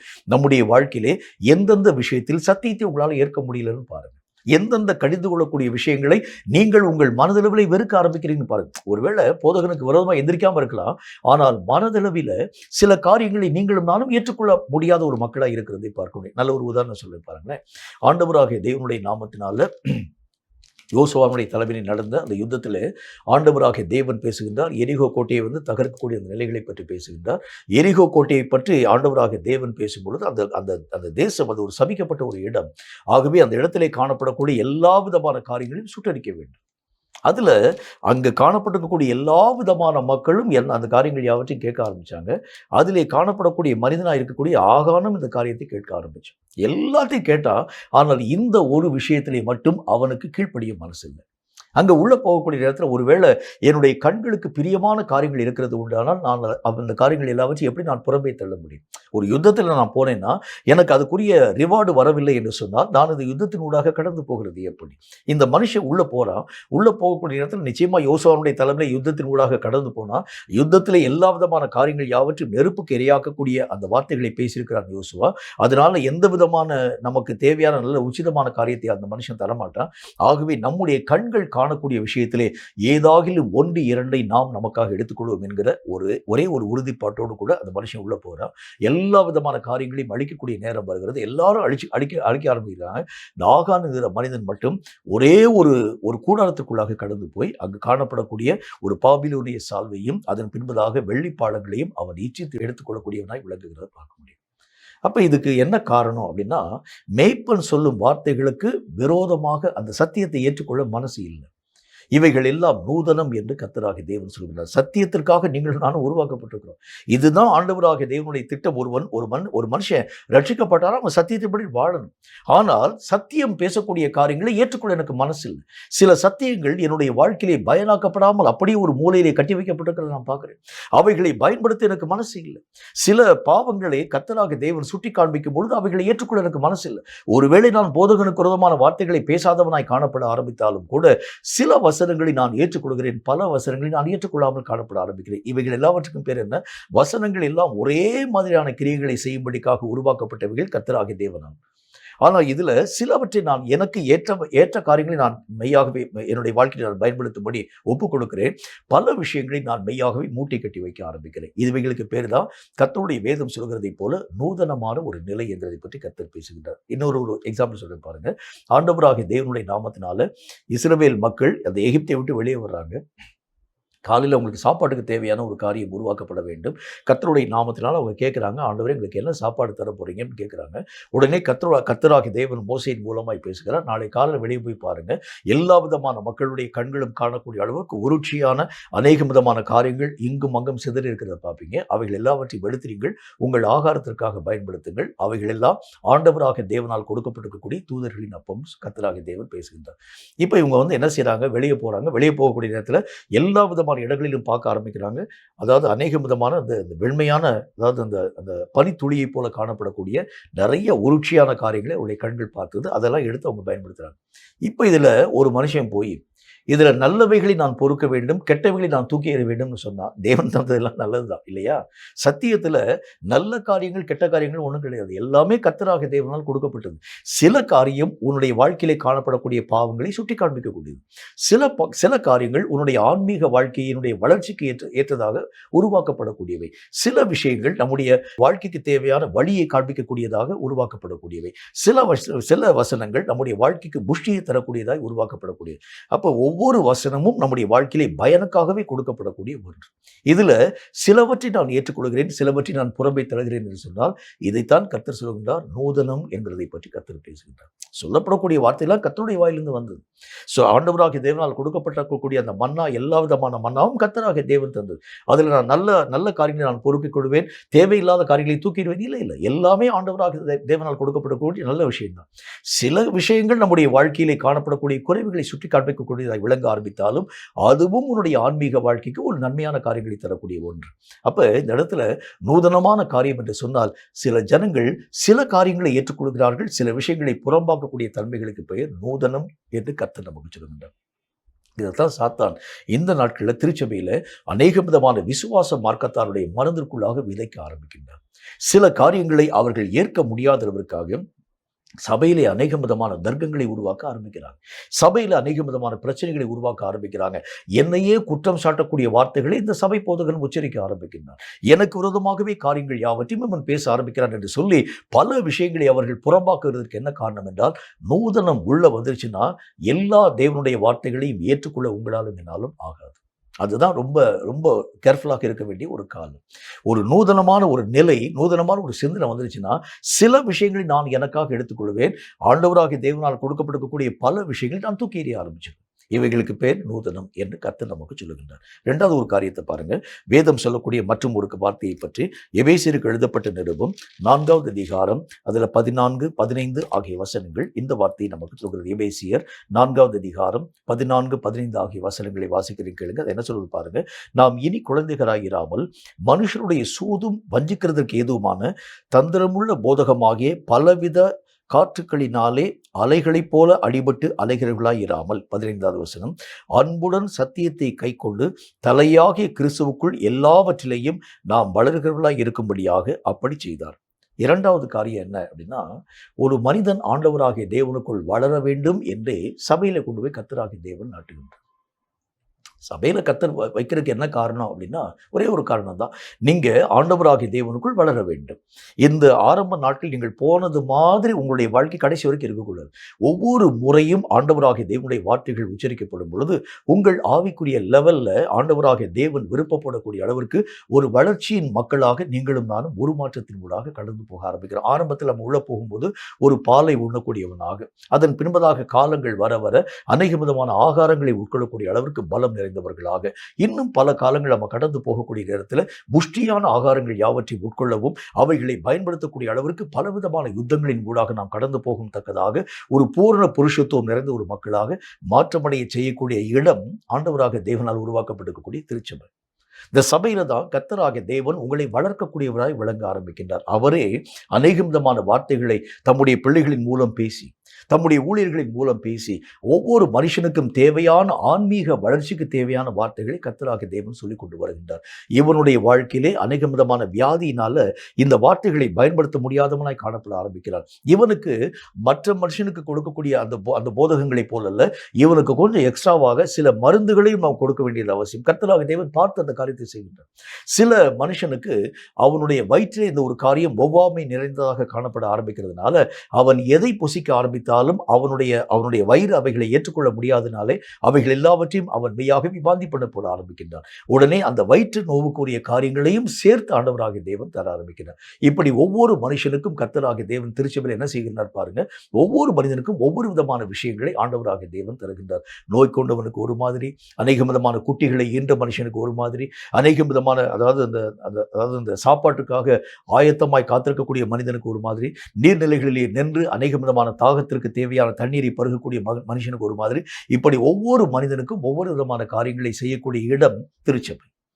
இப்போ இவங்க என்ன காரியத்தை செய்கிறாங்க அப்படின்னா திருச்சபையில் ஒரு மனுஷன் உள்ள போயிட்டான்னா அவன் ஆவிக்குரிய காரியங்களிலே வளர்ச்சியின் ஊடாக கடந்து போக வேண்டியது அவசியம். ஆனால் இப்போ நம்ம பார்க்குறோம், சபையில் ஒரு வளர்ச்சியின் விகிதத்தை உங்களால் என்னாலும் பார்க்கவே முடியாது. நீங்கள் முதல்ல எப்படி வந்தீங்களோ அதே மாதிரி இன்னைக்கு வரைக்கும் இருப்பீங்க. அப்படின்னா அதுக்கு பேர் என்ன அப்படின்னா, நூதனமான நிலைகள் நம்முடைய வாழ்க்கையில் உள்ளே வந்துருச்சு. நூதனம் உள்ளே வந்துச்சுனாலே உங்களையும் என்னையும் இந்த காரியங்கள் வளர விடாது. நம்முடைய வாழ்க்கையிலே வளர்ச்சியை தடுக்கிறது என்ன அப்படின்னா நூதனமான காரியம். சில விஷயங்களை நான் என்னுடைய வாழ்க்கையில ஏற்றுக்கொள்ள மனம் இல்லாமல் கர்த்தராகிய தேவன் மருந்து கொடுக்கும்போது அது கசக்குதுன்னு சொல்லி நான் துப்ப ஆரம்பிக்கிறது உண்டானால் என்னுடைய வயிற்று நோவு கடைசி வரைக்கும் அது அப்படி இருக்கிறதை நான் பார்க்க ஆரம்பிக்க முடியும். அப்ப கர்த்தராகிய தேவன் சொல்லுகின்றார், ஒவ்வொரு காரியத்திலும் ஒரு ஆவிக்குரிய மனுஷனுடைய நிலைகள் சபையிலே உள்ள போன உடனே அவனுடைய ஆவிக்குரிய வாழ்க்கையிலே பெரிய மாற்றங்கள் உருவாக்கப்பட்டு வளர்ச்சியின் ஊடாக அவன் கடந்து போக வேண்டியது அவசியம். போன வாரத்தில் இருந்த மாதிரி இந்த வாரத்தில் அவன் இருக்கக்கூடாது.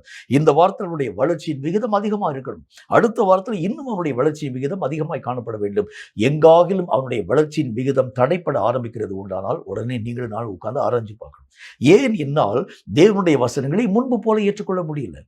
ஏன் என்னால் தேவனுடைய வசனத்திற்கு ஏற்ற ஒரு வளர்ச்சியின் ஊடாக கடந்து போக முடியல? வசனத்தில் நம்ம பார்க்கிறோம், ஒருவனை ஆண்டவராகிய தேவன் ஒரு இடத்திலே நாட்டி வைத்தால், இந்த வசனத்தில் என்ன போட்டிருக்கு, அவனை சுற்றிலும் கர்த்தராகிய தேவன் வேலி அடைத்து அவனுக்கு ஆண்டவராகிய தேவன் உரம் போட்டு அவனுக்கு தேவனாகிய கர்த்தர் தண்ணீர் பாய்ச்சி அவன் எல்லா விதமான பருவங்களையும் கடந்து அவன் கனி கொடுக்கக்கூடிய அளவிற்காக அவனை வளர்க்கிறது தான் கர்த்தராகிய தேவனுடைய விருப்பம்.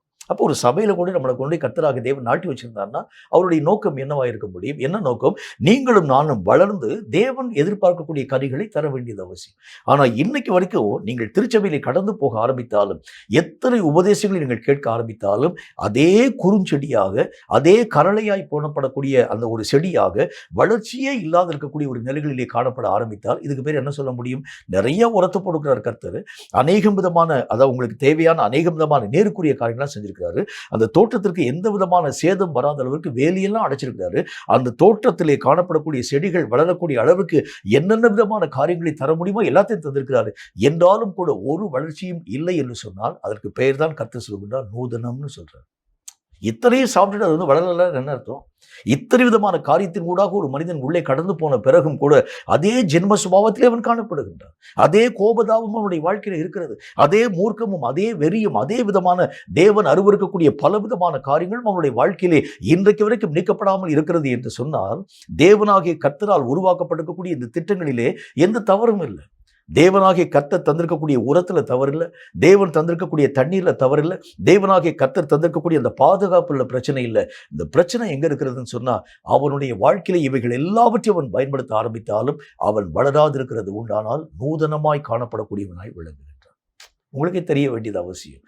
ஒரு காரியம் நம்முடைய வாழ்க்கையிலே ஏற்ற வளர்ச்சியை தரவில்லை என்று சொன்னால் அதற்கு பேர் நூதனமாய் உருவாக்கப்பட்ட நிலைகளிலே காணப்படக்கூடிய ஒன்று. இந்த நூதனங்கள் எல்லாம் எதை நம்முடைய வாழ்க்கையிலே தருதுன்னு சொன்னா ஒரு திருச்சபையில உங்களை வளர விடாத சூழ்நிலைகளை உருவாக்க ஆரம்பிக்கும். அப்படின்னா என்ன அர்த்தம்? இந்த சபையில கவனிக்க வேண்டிய காரியங்களை கவனிக்காம விட்டுட்டு தேவையில்லாத காரியங்களை நீங்களும் நானும் கவனிக்க ஆரம்பிப்போம். அங்க 2 பேரும் சண்டை போடாங்கன்னா அதை நம்ம பார்ப்போமே தவிர சொல்லப்படக்கூடிய கர்த்தருடைய வார்த்தை நம்ம கவனிக்க மாட்டோம். கர்த்தராகிய தேவன் பேசக்கூடிய எச்சரிப்பான தீர்க்க தரிசனமான வார்த்தைகளுக்கு நம்ம முக்கியத்துவம் கொடுக்க மாட்டோம். ஜெபத்துக்கு நம்ம முக்கியத்துவம் கொடுக்க மாட்டோம். அவங்க 2 பேருக்கு என்ன சண்டை? எதனால அவங்க ஒருவர் மேல் ஒருவர் அநேக விதமான மனஸ்தாபம் நிறைந்தவர்களாய் காணப்பட ஆரம்பிக்கிறாங்க. இவைகளை ஆராயும்படிக்காகவே நம்முடைய மனதை நாம் செலுத்த ஆரம்பிக்கிறது நூதனம் என்று கர்த்தர் சொல்லுகிறார். கர்த்தருடைய ஆலயத்துக்கு நம்ம போகிறோம்னா எதுக்கு போகிறோம்? யார் யார் சண்டை போட்டுக்கிறாங்க, யார் யார் பேச மாட்டேங்கிறாங்க, யார் யார் என்னென்ன மாதிரி அதாவது என்னென்ன குடும்ப சூழலிருந்து வருகிறாங்க, இதை பார்க்குறதுக்கு நம்ம ஆண்டவருடைய ஆலயத்துக்குள்ளே போகல. நம்ம போகிறது ஆண்டவராகிய தேவனுடைய ஆலயத்துக்குள் போகிறது எதற்கு என்று சொன்னால் தேவனாகிய கர்த்தருக்குள் வளர வேண்டும் என்கிற நோக்கத்திற்காகவே கர்த்தராகிய தேவன் இந்த ஆலயத்தில் நான் வச்சிருக்கிறார். இந்த ஆலயத்தில் நான் வளர்ந்து கனி கொடுத்து தேவனுடைய விருப்பத்தை நிறைவாக்கும்படிக்காகவே நான் போகணும். ஆனால் இன்னைக்கு வரைக்கும் ஒரு வளர்ச்சி என்னுடைய வாழ்க்கையில் இல்லைன்னு சொன்னால் இதற்கு பேர் நூதனம் என்று கர்த்தராகிய தேவன் சொல்ல ஆரம்பிக்கிறார். கேட்கும் கர்த்தருடைய பிள்ளையை உங்களை நீங்க ஆராய்ஞ்சு பாருங்க. ஒரு ஒரு இடத்திலே கர்த்தராக தேவன் நாட்டினால் அதனுடைய கனிகளை எதிர்பார்க்கும் கர்த்தர் என்றைக்காக ஒரு நாள் கட்டாயம் உங்களுடைய காரியங்கள் யாவற்றையும் தேடி கடந்து வருவார். நீங்கள் கனிகளே கொடுக்கவில்லை என்று சொன்னால் அந்த அத்திமரத்திற்கு எப்படிப்பட்ட சாபம் உருவாக்கப்பட்டது அதே நிலை தான் நம்முடைய வாழ்க்கையிலே வர ஆரம்பிக்கும். நூதனங்கள் என்று அழைக்கப்படக்கூடியது எதை நம்முடைய வாழ்க்கையிலே வலியுறுத்துகிறது அப்படின்னா, தேவையான காரியங்களை விட்டுவிட்டு தேவையில்லாத அநேக விதமான நிலைகளின் ஊடாக கடந்து போகக்கூடிய தன்மைகள் எல்லாம் நூதனம். சபையில அதாவது ஒரு ஒரு கர்த்தருடைய ஆலயத்துக்கு நம்ம எதுக்கு போறோம்? கர்த்தரை பார்க்கறது தானே போறோம். ஆனால் கர்த்தராகிய தேவனுடைய ஆலயத்துக்கு போயிட்டு மற்றவனை நான் பார்த்தால் அதுக்கு பேர் நூதனம். கர்த்தருடைய ஆலயத்துக்கு போயிட்டு தேவையில்லாத வம்பு வழக்குகளை நான் கடந்து போனால் அதுக்கு பேர் நூதனம். நான் தேவனை சந்திக்கும்படிக்காய் கடந்து போகக்கூடிய இடத்துல தேவனை சந்திக்காமல் மற்ற மனுஷனோடு கூட அநேக விதமான வார்த்தைகளை பேசி அவனோடு கூட அநேக விதமான காரியங்களின் ஊடாக கடந்து போனால் அதுக்கு பேர் நூதனம். அவைகளெல்லாம் ஆண்டவராகிய தேவனால் அங்கீகரிக்கப்படாத ஒன்று என்று கர்த்தருடைய வேதத்தில் பார்க்கணும். அப்போ நம்ம ஆராய்ஞ்சு பார்க்கணும், வஞ்சிக்கப்படக்கூடிய வஞ்சகமாகி இந்த நூதனம் என்னுடைய வாழ்க்கையில் எங்கே வந்திருக்கு, எப்படி வந்திருக்கு? நான் இத்தனை காலங்கள் இந்த திருச்சபையிலே ஆண்டவராகிய தேவனால் நாட்டப்பட்டேன். ஆனால் இந்த சபையிலே நாட்டப்பட்டிருக்கக்கூடிய நான் எந்த அளவிற்கு வளர்ந்திருக்கிறேன், எந்த அளவுக்கு நான் கனி கொடுக்கக்கூடிய வாழ்க்கை வாழ ஆரம்பிக்கிறேன், என்னுடைய சுபாவங்களில் எத்தனை தூர மாற்றத்தை நான் பார்க்கிறேன், என்னை பார்க்கக்கூடிய அநேக விதமான ஜனங்கள் என்னிலே கர்த்தருடைய சாயலை எந்த அளவுக்கு பார்க்க ஆரம்பிக்கிறாங்க. இந்த மாதிரி வளர்ச்சியின் அந்த விகிதம் நம்முடைய வாழ்க்கையிலே காணப்படவில்லை என்று சொன்னாலே நீங்களும் நானும் நூதனமான நிலைகளின் ஊடாக பாதிக்கப்பட்ட ஒரு மக்களாக இருக்கிறோம் என்பதை கற்று உணர வேண்டியது அவசியம். நூதனம் உள்ள வந்துச்சுனால என்ன செய்யும்? உங்களையும் என்னையும் ஆவிக்குரிய வாழ்க்கையில் வளரவே விடாது. ஏன்னா சபைக்கு போகிறதே வளர்றதுக்கு தான். சபைக்கு போனாலும் வளராது இருக்கக்கூடிய நிலைகளுக்கு பேர் நூதனம். ஒரு ஒரு ஒரு அதாவது இப்போ ஆஸ்பத்திரிக்கு போகிறது நான் சுகமாக்கப்படுறதுக்கு, ஆஸ்பத்திரிக்கு போனால் நான் சுகமாக்கப்படாமல் வருகிறேன் என்று சொன்னால் அதுக்கு பேர் நூதனம். அதே மாதிரி தான் சபையிலே போகக்கூடிய அந்த நிலைகள் கர்த்தராகிய தேவனுக்குள் வளரும்படிக்காக கொடுக்கப்பட்ட ஒன்று. ஆனால் கர்த்தராகிய தேவனுக்குள் வளர முடியாமல் அந்த சபையிலே நான் உட்கார்ந்து கொண்டே இருக்கிறேன் என்று சொன்னால் அதுக்கு பேர் நூதனம்.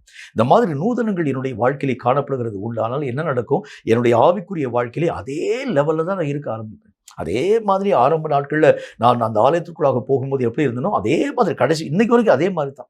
ஆண்டவராகிய தேவனுடைய பிரசன்னம் வருகிறேன்னு சொன்னால் எல்லாரும் கைதிட்டு போ, நானும் கைதிட்டேன், அவ்வளோதான்.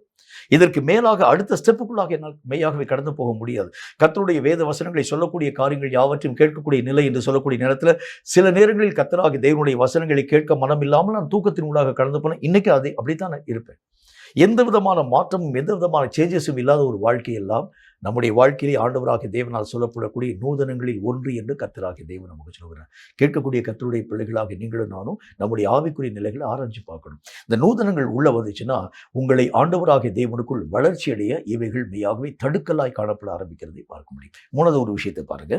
கர்த்தருடைய வேதம் சொல்லக்கூடிய மற்றும் ஒரு காரியமாக 1 தீமோத்தேயுவின் புஸ்தகத்தில் அதில் 6வது அதிகாரம் 5வது வசனம் இந்த வார்த்தையை நமக்கு சொல்கிறது. 1 தீமோத்தேயு 6வது அதிகாரம் 5வது வசனம் இந்த வார்த்தையை சொல்கிறது. வாசிக்கிறேன் கேளுங்க.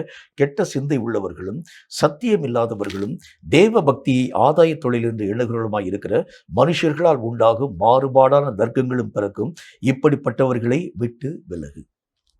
மூன்றாவது ஒரு நிலையை பற்றி கர்த்தராகிய தேவனுடைய வேதம் என்ன வார்த்தை நமக்கு சொல்கிறது அப்படின்னா தேவனாகிய கர்த்தருடைய சகல விதமான பக்தியின் வேஷத்தை தரித்து கொண்டு அதனுடைய பலனை நாம் மறுதலிக்க ஆரம்பிப்போம்.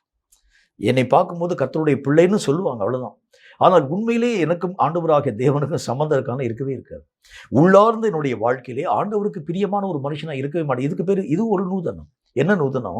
ஆண்டவராகிய தேவனை போல உருமாற்றம் அடைய செய்ய வேண்டும் என்று சொல்லித்தான் கர்த்தராகிய தேவன் சபையும் ஒழுங்கையும் முறைமைகளையும் நமக்காக உருவாக்கி வச்சிருக்கிறார்.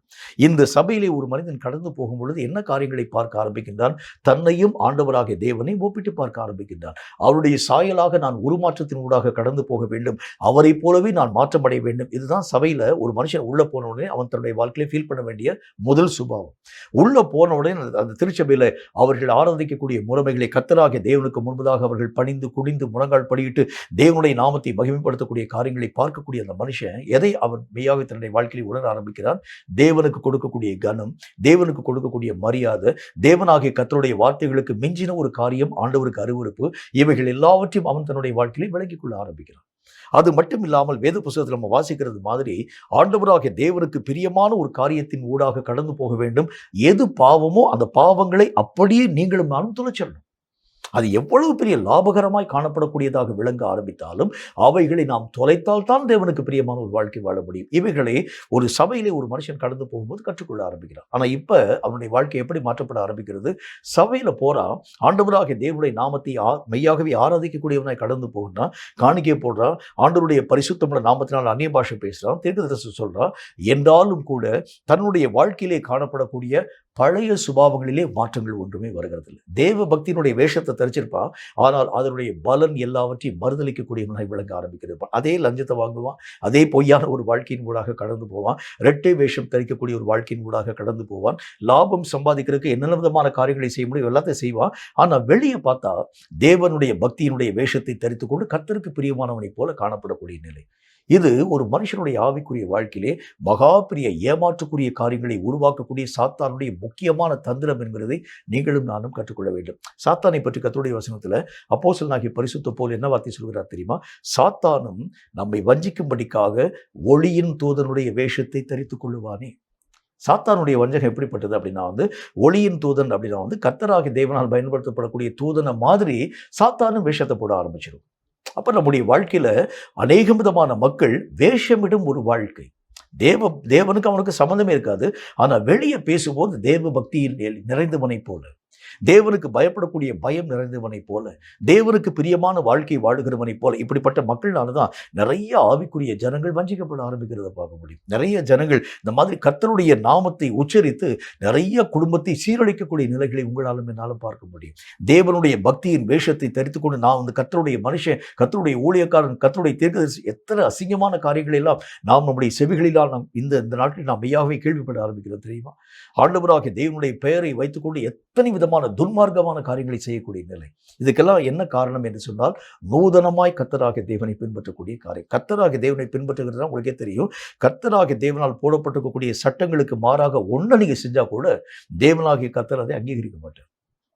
தேவன் இப்போ நம்மளை பார்த்து சொல்கிறாரு, திருடக்கூடாதுன்னு சொன்னால் அந்த சட்டத்திற்கு மீறவே கூடாது. எந்த காரியம் வர ஆரம்பித்தாலும் அது திருட்டுத்தனம் நம்முடைய வாழ்க்கையில் வரவே கூடாது. பொய் சொல்லக்கூடாதுட்டு கர்த்தராகிய தேவன் சொன்னால் எந்த ஒரு காரியமாய் காணப்பட ஆரம்பித்தாலும் பொய் சொல்லக்கூடாது.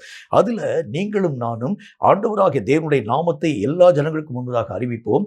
ஆனால் பொய்யை சொல்லக்கூடிய மக்களிலே முதன்மையானவனாய் நான் என்னை மெய்யாகவே காண்பிக்க ஆரம்பிக்கின்றேன். நிறைய ஆவிக்குரிய திருச்சபையில் பொய் சொல்லக்கூடிய மக்கள் எத்தனை பேர் இருக்கிறாங்க தெரியுமா? அவர்கள் கண்ட ஒரு காரியத்தை காணாததை போல திரித்து பேசக்கூடிய மக்கள், காணாத ஒரு விஷயத்தை கண்டதை போல திரித்து பேசக்கூடிய மக்கள், 2 பேருக்கும் சண்டை மூட்டிவிட வேண்டும் என்பதற்காக எத்தனை காரியங்களை வாய்க்கு வந்த நிறைய பொய்களை அவர்கள் அப்படி எல்லா விதமான காரியங்கள் யாவற்றையும் நேரிலே கண்டதை போலவே சொல்லக்கூடிய எத்தனை விதமான மக்கள் இருக்கிறாங்க. வெளியே பார்க்கும்போது அவர்கள் ஜெபிக்கக்கூடியவங்க, வெளியே பார்க்கும்போது அவங்க கர்த்தருக்கு பிரியமான ஒரு வாழ்க்கை வாழுகிறவர்களை போல. வேத புத்தகத்தில் ஆண்டவராகிய தேவன் சொல்கிறார், நூதனம்னா என்ன அர்த்தம்? தேவனாகிய கர்த்தருடைய அந்த பக்தியினுடைய வேஷத்தை தெரித்துக் கொள்வான், ஆனால் உள்ளே காணப்படக்கூடிய நிலைகளிலே கர்த்தருக்கும் அவனுக்கும் சம்பந்தமே இல்லாத ஒரு வாழ்க்கை வாழ ஆரம்பிக்கிறான். அவன் தன்னுடைய மனம் போன போக்கின்படிதான் வாழுகிறான். ஆனாலும் கூட வெளியே ஆண்டவராகிய தேவனுக்கு பயப்படக்கூடிய பயம் நிறைந்த ஒரு மனிதன் என்கிற ஒரு போர்வையிலே அவர் இந்த காரியத்தை செயல்படுத்த ஆரம்பிக்கிறார். இவைகள் எல்லாம் ஆண்டவராகிய தேவனால் அருவருக்கப்படக்கூடிய ஒன்று, நூதனமானவைகளிலே காணப்படக்கூடிய ஒன்று. அந்த நாட்களில் காணப்பட்டிருக்கக்கூடிய அநேகம் அப்போஸ்தல ஜனங்கள் தங்களுடைய வாழ்க்கையில எத்தனையோ காரியங்களை செய்யக்கூடிய தகுதி அவங்களுடைய வாழ்க்கையில காணப்பட ஆரம்பிச்சிச்சு. அப்போஸ்தலனாகிய பரிசுத்த பவுல் சொல்லும்போது அவர் என்ன சொல்றாரு? நான் நினைச்சிருந்தா பேதுரு மாதிரி ஒரு சகோதரியை கூட்டிக் கொண்டு இது என்னால தெரிய முடியாதுன்னு கேட்கிறாரு. எங்களுக்கும் எல்லா காரியத்தையும் செய்யக்கூடிய அதிகாரம் எங்களுடைய கரங்களிலும் கொடுக்கப்பட்டிருக்கிறது. நாங்கள் ஏன் இப்படி இருக்கிறோம் அப்படின்னா தேவனுடைய ராஜ்யத்தின் காரியத்தை நாங்கள் எங்களுடைய வாழ்க்கையிலே என்றைக்கு தரித்து கொண்டோமோ அன்று முதல் இந்த உலகத்திலே அந்நியர்களாக, பரதேசிகளாக நாங்கள் காணப்பட ஆரம்பிக்கிறோம். தேவனுடைய ராஜ்யத்தின் நிமித்தமாக இவை எல்லாவற்றையும் நாங்கள் புறக்கணிக்கக்கூடிய ஒரு மக்களாய் விளங்க ஆரம்பிச்சு. ஆனா இப்ப இருக்கக்கூடிய இந்த நவீன அந்த யுகத்திலே காணப்படக்கூடிய மக்களுடைய நிலை என்ன அப்படின்னா தேவ பக்தியினுடைய வேஷத்தை தரிச்சுக்கிறவா உள்ளே அந்தரங்கமான வாழ்க்கையில் தேவன் அருவருக்கும் பல விதமான நிலைகள் அவனுடைய வாழ்க்கையில் இருக்கிறது. அப்படியே அதே விதமான சுபாவம், அதே விதமான மாற்றமற்ற ஒரு காரியம். வெளியே பார்க்கக்கூடிய நேரத்தில் ஒரு பரிசுத்தம் நிறைந்தவனை போல, சபையில பார்த்தா அவனை போல ஒரு பரிசுத்தமான எங்கும் பார்க்க முடியாது. ஆனால் அந்தரங்கமான வாழ்க்கையிலே செத்து போல ஒரு வாழ்க்கையை போல தேவன் அருவருக்கக்கூடிய பல நிலைகளை துணிகரமாய் செய்யக்கூடிய ஒரு நிலைகளோடு கூட. இதெல்லாம் ஒரு ஆபத்தான ஒரு கிறிஸ்தவ வாழ்க்கை. இந்த நாட்களில் விசுவாச மார்க்கத்தாருடைய மனதை சாத்தான் இப்படி வந்தபடியே மெய்யாகவே வஞ்சிக்கக்கூடிய வஞ்சகத்தினால் இழுத்துக்கொண்டு போக ஆரம்பிக்கிறதை பார்க்க முடியும். சபையில் வரக்கூடிய மக்களுடைய நிலைகளை பார்க்கலாம். பல சபையில் காணப்படக்கூடிய மக்கள் விசுவாசிகள் நிறைய கெட்ட வார்த்தைகளை பேசக்கூடிய அந்த நிலைகளை பார்க்க முடியும். பல சபைகளில் வரக்கூடிய மக்கள் வாய்க்கு வந்தபடியே அவர்கள் காணாத விஷயங்களை துணிவாய் பேசி அநேகம் பொய்யான வார்த்தைகளை பேசக்கூடிய மக்களை பார்க்க முடியும். விபச்சாரத்தினுடைய காரியங்களை ஆண்டவராகிய தேவன் அருவருக்கக்கூடிய விஷயத்தை துணிகரமாய் செய்யக்கூடிய நிறைய விதமான மக்களுடைய நிலைகளை பார்க்க முடியும். இவைகள் எல்லாவற்றுக்கும் என்ன காரணம் அப்படின்னா, சட்டத்திற்கு உட்படாத ஒரு வாழ்க்கை. ஆனால் இந்த வாழ்க்கையை ஜனங்கள் பார்க்கக்கூடாது என்பதற்காக தேவ பக்தியின் வேஷத்தை தெரிவித்துக் கொண்டு அதனுடைய பலனை மறுதளிக்கக்கூடிய ஒரு மக்களாக இவைகள் எல்லாம் நூதனமான ஒரு வாழ்க்கை. ஆண்டவராகிய தேவன் எப்படிப்பட்ட ஒரு வாழ்க்கை வாழ ஆரம்பித்தார்? அவர் என்ன சொன்னாரோ அதை செஞ்சு காமிச்சார். அவர் சொல்லாததை ஜனங்களுக்கு முன்பதாக மெய்யாகவே அந்த காரியங்கள் யாவற்றையும் கர்த்தராகிய தேவன் பேசவே இல்லை. அவர் செய்யாத எந்த ஒரு காரியத்தையும் கர்த்தராகிய தேவன் சொல்லவே இல்லை. அவர் எதையெல்லாம் சொன்னாரோ, நீங்கள் போய் அந்நியருக்கு போய் நீங்கள் உபசரியுங்கள், கர்த்தராகிய தேவன் உபசாரமான காரியங்களை செஞ்சார். எல்லா விதமான வியாதிப்பட்ட மக்களை சுகப்படுத்துங்கள், கர்த்தராகிய இயேசு கிறிஸ்து போய் சுகப்படுத்தினார். எல்லா விதமான மக்களுக்கும் தேவனுடைய ராஜ்யம் சமீபம் என்கிறதை பற்றி சொல்லுங்கள், கர்த்தராகிய தேவன் அந்த காரியங்களை பற்றி பேச ஆரம்பித்தார். பரிசுத்தம் உள்ளவர்களாய் நீங்கள் உங்களை எல்லா ஜனங்களுக்கும் முன்பதாக காண்பீங்கள். இயேசு கிறிஸ்து தன்னுடைய வாழ்க்கையிலே அப்பழுக்கற்ற ஒரு வாழ்க்கை வாழக்கூடியவராக விளங்க ஆரம்பிச்சார். ஒரு கிறிஸ்தவனுடைய வாழ்க்கையினுடைய சட்டம்னா என்ன அப்படின்னா, எதை ஆண்டவராகிய தேவன் நமக்கு வழிமொழிந்து வைத்திருக்கிறாரோ அவைகளை விட்டு மீறாத ஒரு தன்மை தான் ஒரு கிறிஸ்தவ வாழ்க்கை. அதுக்காக எதை வேண்டுமானாலும் அவர்கள் தியாகம் பண்ண ஆரம்பிச்சாங்க. அப்போஸ்தலர்கள் எல்லாம் தங்களுடைய வாழ்க்கையில பரிசுத்தத்தை தங்களுடைய வாழ்க்கையிலே பாதுகாத்துக் கொள்ளும்படிக்காக எவைகளையெல்லாம் தியாகம் பண்ண முடியுமோ, யோசேப்பினுடைய வாழ்க்கையை பாருங்க, பரிசுத்தமான நிலைகளை பாதுகாத்துக் கொள்ளும்படிக்காக அந்த சிறைச்சாலையில் அடைக்கப்படக்கூடிய அந்த நிலைகளை கூட அவர் ஏற்றுக்கொள்ள ஆரம்பிக்கிறார். அப்போ இதுதான் ஆண்டவராகிய தேவனால் கொடுக்கப்படக்கூடிய சட்டமான ஒரு வாழ்க்கை. ஆனால் இன்றைக்கு இருக்கக்கூடிய நவீன கிறிஸ்துவனுடைய வாழ்க்கையினுடைய நிலைகளை பாருங்க. வாயளவில் ஆண்டவராகிய தேவனுடைய நாமத்தினாலே அந்நிய பாஷை பேசுவோம், கர்த்தருடைய காரியங்களை பற்றி மற்ற மக்களுக்கு மத்தியிலே அறிவிக்கிறேன் போல. ஆனால் அவருடைய அந்தரங்கமான வாழ்க்கையை எடுத்து பார்க்க ஆரம்பித்தால் கர்த்தருக்கும் அமர்ந்துக்கும் சம்பந்தமே இல்லாத ஒரு நிலைகளின் ஊடாக கடந்து போக ஆரம்பிக்கிறது பார்க்க முடியும். இவைகள் எல்லாம் நூதனமானவைகள். இவைகளை செய்கிறவன் ஆண்டவராகிய தேவனால் அங்கீகரிக்கப்படுகிறது இல்லை என்பதை நீங்களும் நானும் புரிந்து கொள்ள வேண்டியது அவசியம். அடுத்த ஒரு காரியத்தை பாருங்க. கர்த்தருடைய வேதம் சொல்லக்கூடிய மற்றும் ஒரு வார்த்தையாக கலாத்தியருக்கு எழுதப்பட்ட நிருபம், அதில் 6வது அதிகாரம், அதில் 12வது வசனம் இந்த வார்த்தையை நமக்கு சொல்லுவது. கலாத்தியர் 6வது அதிகாரம் 12வது வசனம் இந்த வார்த்தையை சொல்லுகிறது. நான் உங்களுக்கு அதை வாசிக்கிறேன் பாருங்க. மாம்சத்தின்படி நல் வேஷமாய் காணப்பட விரும்புகிறவர்கள் எவர்களோ அவர்கள் தாங்கள் கிறிஸ்துவனுடைய சிலுவை நிமித்தம் துன்பப்படாதபடிக்கே உங்களை விருத்த சேதனம் பண்ணிக்கொள்ள கட்டாயம் பண்ணுகிறார்கள். அடுத்த ஒரு காரியம் என்ன பாருங்க, திரும்ப அந்த பழைய ஏற்பாட்டு காலத்துக்குள்ள உள்ள கொண்டு போயிடுறது. இப்போ நவீன கிறிஸ்தவத்துக்குரிய காரியத்தை நீங்கள் எடுத்து பார்த்தீங்கன்னா, நிறைய ஜனங்கள் எதை விருப்பப்பட ஆரம்பிக்கிறாங்க அப்படின்னா, பழைய ஏற்பாட்டில் காணப்பட்டிருக்கக்கூடிய அந்த விருத்த சேதனம் பண்ணுகிறது, பலி கொடுக்கிறது, எக்காலம் போதுகிறது, இப்படிப்பட்ட காரியங்களின் ஊடாக இவைகளை அநேகம் விசுவாசிகள் மெய்யாகவே விருப்பப்பட ஆரம்பிக்கிறாங்க, ஏற்றுக்கொள்ள ஆரம்பிக்கிறாங்க. இந்த காரியங்கள் எல்லாம் எங்களுடைய வாழ்க்கைக்கு வேணும். அந்த பழைய ஏற்பாட்டிலே காணப்பட்டிருக்கக்கூடிய சட்டங்களும் திட்டங்களும் இன்றைக்கும் எங்களுக்கு வேண்டும். வசனத்தில் என்ன விதமான காரியத்தை ஆண்டவராகிய தேவன் சொல்ல ஆரம்பிக்கிறாரு அப்படின்னா, பழைய ஏற்பாட்டின் முறைமைகள் எல்லாவற்றையும் அவைகள் பூரணப்படுத்த கூடாதவைகளாக இருக்கிறதுனால புதிய ஏற்பாட்டினுடைய நிலைகளினால் அவைகள் எல்லாவற்றையும் கர்த்தராகிய தேவன் புறம்பாக்கினார். இயேசு கிறிஸ்துவை நீங்களும் நானும் ஏற்றுக்கொள்ள ஆரம்பிக்கிறதுனால அந்த நாட்களில் அநேக விதமான மக்கள் பாவ நிவாரணத்துக்குரிய காரியங்களை செய்ய ஆரம்பித்ததுனால அந்த செய்ய ஆரம்பித்து பாவ நிவாரணத்துக்குரிய பூரணத்துவத்தை பெற முடியாதவர்களாய் போனாங்க. ஆனால் இயேசு கிறிஸ்துவாகிய தேவன் ஒரு தரம் மெய்யாகவே பாடுபட்டு அடிக்கப்பட்டதுனால அந்த பூரணமான பாவ மன்னிப்பின் பூரணமான நிச்சயத்தை அவர்கள் தங்களுடைய வாழ்க்கையை பெற்றுக்கொள்ள ஆரம்பிக்கிறாங்க. ஆகவே பழைய ஏற்பாட்டினுடைய சட்டத்திட்டங்களுக்கு உட்பட்டவர்களாய் நீங்கள் இனி இல்லை. இனி ஆண்டவராகிய இயேசுவினால் மீட்கப்பட்டு விசுவாச மார்க்கத்தாரை புதிய ஏற்பாட்டின் சட்டத்திட்டங்களுக்கு உட்பட்ட ஒரு மக்களாய் விளங்க ஆரம்பிக்கிறார்கள். இதுதான் கர்த்தராகிய தேவன் பேசின வார்த்தை. ஆனால் இங்கே இவங்க என்ன செய்கிறாங்க, மீண்டும் பழைய நிலைகளை நோக்கி நாங்கள் கடந்து போகிறோம். எப்படி இஸ்ரவேல் மக்களை கர்த்தராகிய தேவன் ரட்சித்து எகிப்தை விட்டு கூட்டிட்டு வந்த பிறகு மீண்டும் நாங்கள் எகிப்தை நோக்கி போகிறோம்னு சொன்னாங்க பார்த்தீங்களா? அதே மாதிரி இந்த ஜனங்களும் என்ன காரியத்தை செய்கிறாங்க, பழைய நிலைகளின் ஊடாக நாங்கள் கடந்து போகணும். பழைய காரியங்கள் எங்களுக்கு வேண்டும், பழைய அந்த சூழ்நிலைகளை விட்டு நாங்கள் விலக மாட்டோம். இவைகள் எல்லாம் இயேசுவை மறுதலிக்கக்கூடிய அநேக விதமான நிலைகளை நோக்கி உங்களையும் என்னையும் அழைத்து கொண்டு போகக்கூடிய சாத்தானுடைய தந்திரங்களில் மிகவும் பிரதானமான முக்கியமான தந்திரம். இது என்ன ஒரு காரியம், ஆண்டவராகிய தேவன் இந்த உலகத்திலே மனுஷனாய் அவதரித்து ஆண்டவராகிய இயேசு கிறிஸ்து தன்னுடைய ஜீவனை தந்ததை நீங்களும் நானும் மறுதலிக்கும்படியான காரியங்களை சாத்தான் உருவாக்குகின்றான். அந்த பழைய ஏற்பாட்டினுடைய சடங்காச்சாரம் திரும்ப வந்துச்சுன்னா என்ன அர்த்தம், இயேசுடைய ரத்தம் உங்களுக்கும் எனக்கும் எந்த விதமான மாற்றத்தையும் தராது என்று சொல்லி நீங்களும் நானும் நம்மை அறியாமல் ஆண்டவராகிய இயேசுடைய ரத்தத்தை மறுதலிக்கிறோம். இதைத்தான் சாத்தான் இந்த கடைசி நாட்களில் நூதனமான காரியங்களை மக்களுக்கு முன்பதாக புகுத்தக்கூடிய முகாந்திரமாக அவன் என்ன காரியத்தை செய்கிறான்? தேவனாகிய இயேசு கிறிஸ்துவினால் உருவாக்கப்பட்டிருக்கக்கூடிய இந்த சட்டத்திட்டங்கள் எல்லாம் அபத்தமானவைகள், அந்த பழைய ஏற்பாட்டின் முறைமைகளின் மூடாக கடந்து போக வேண்டியது அவசியம் என்கிறதை பற்றி வலியுறுத்தி பேசி நிறைய விசுவாச மார்க்கத்தார்கள் அந்த பழைய ஏற்பாட்டின் முறைமைகளின் மூடாக மெய்யாகவே கடந்து போகக்கூடிய நிலைகளை பார்க்க முடியும். இவங்களாம் என்ன செய்கிறாங்க?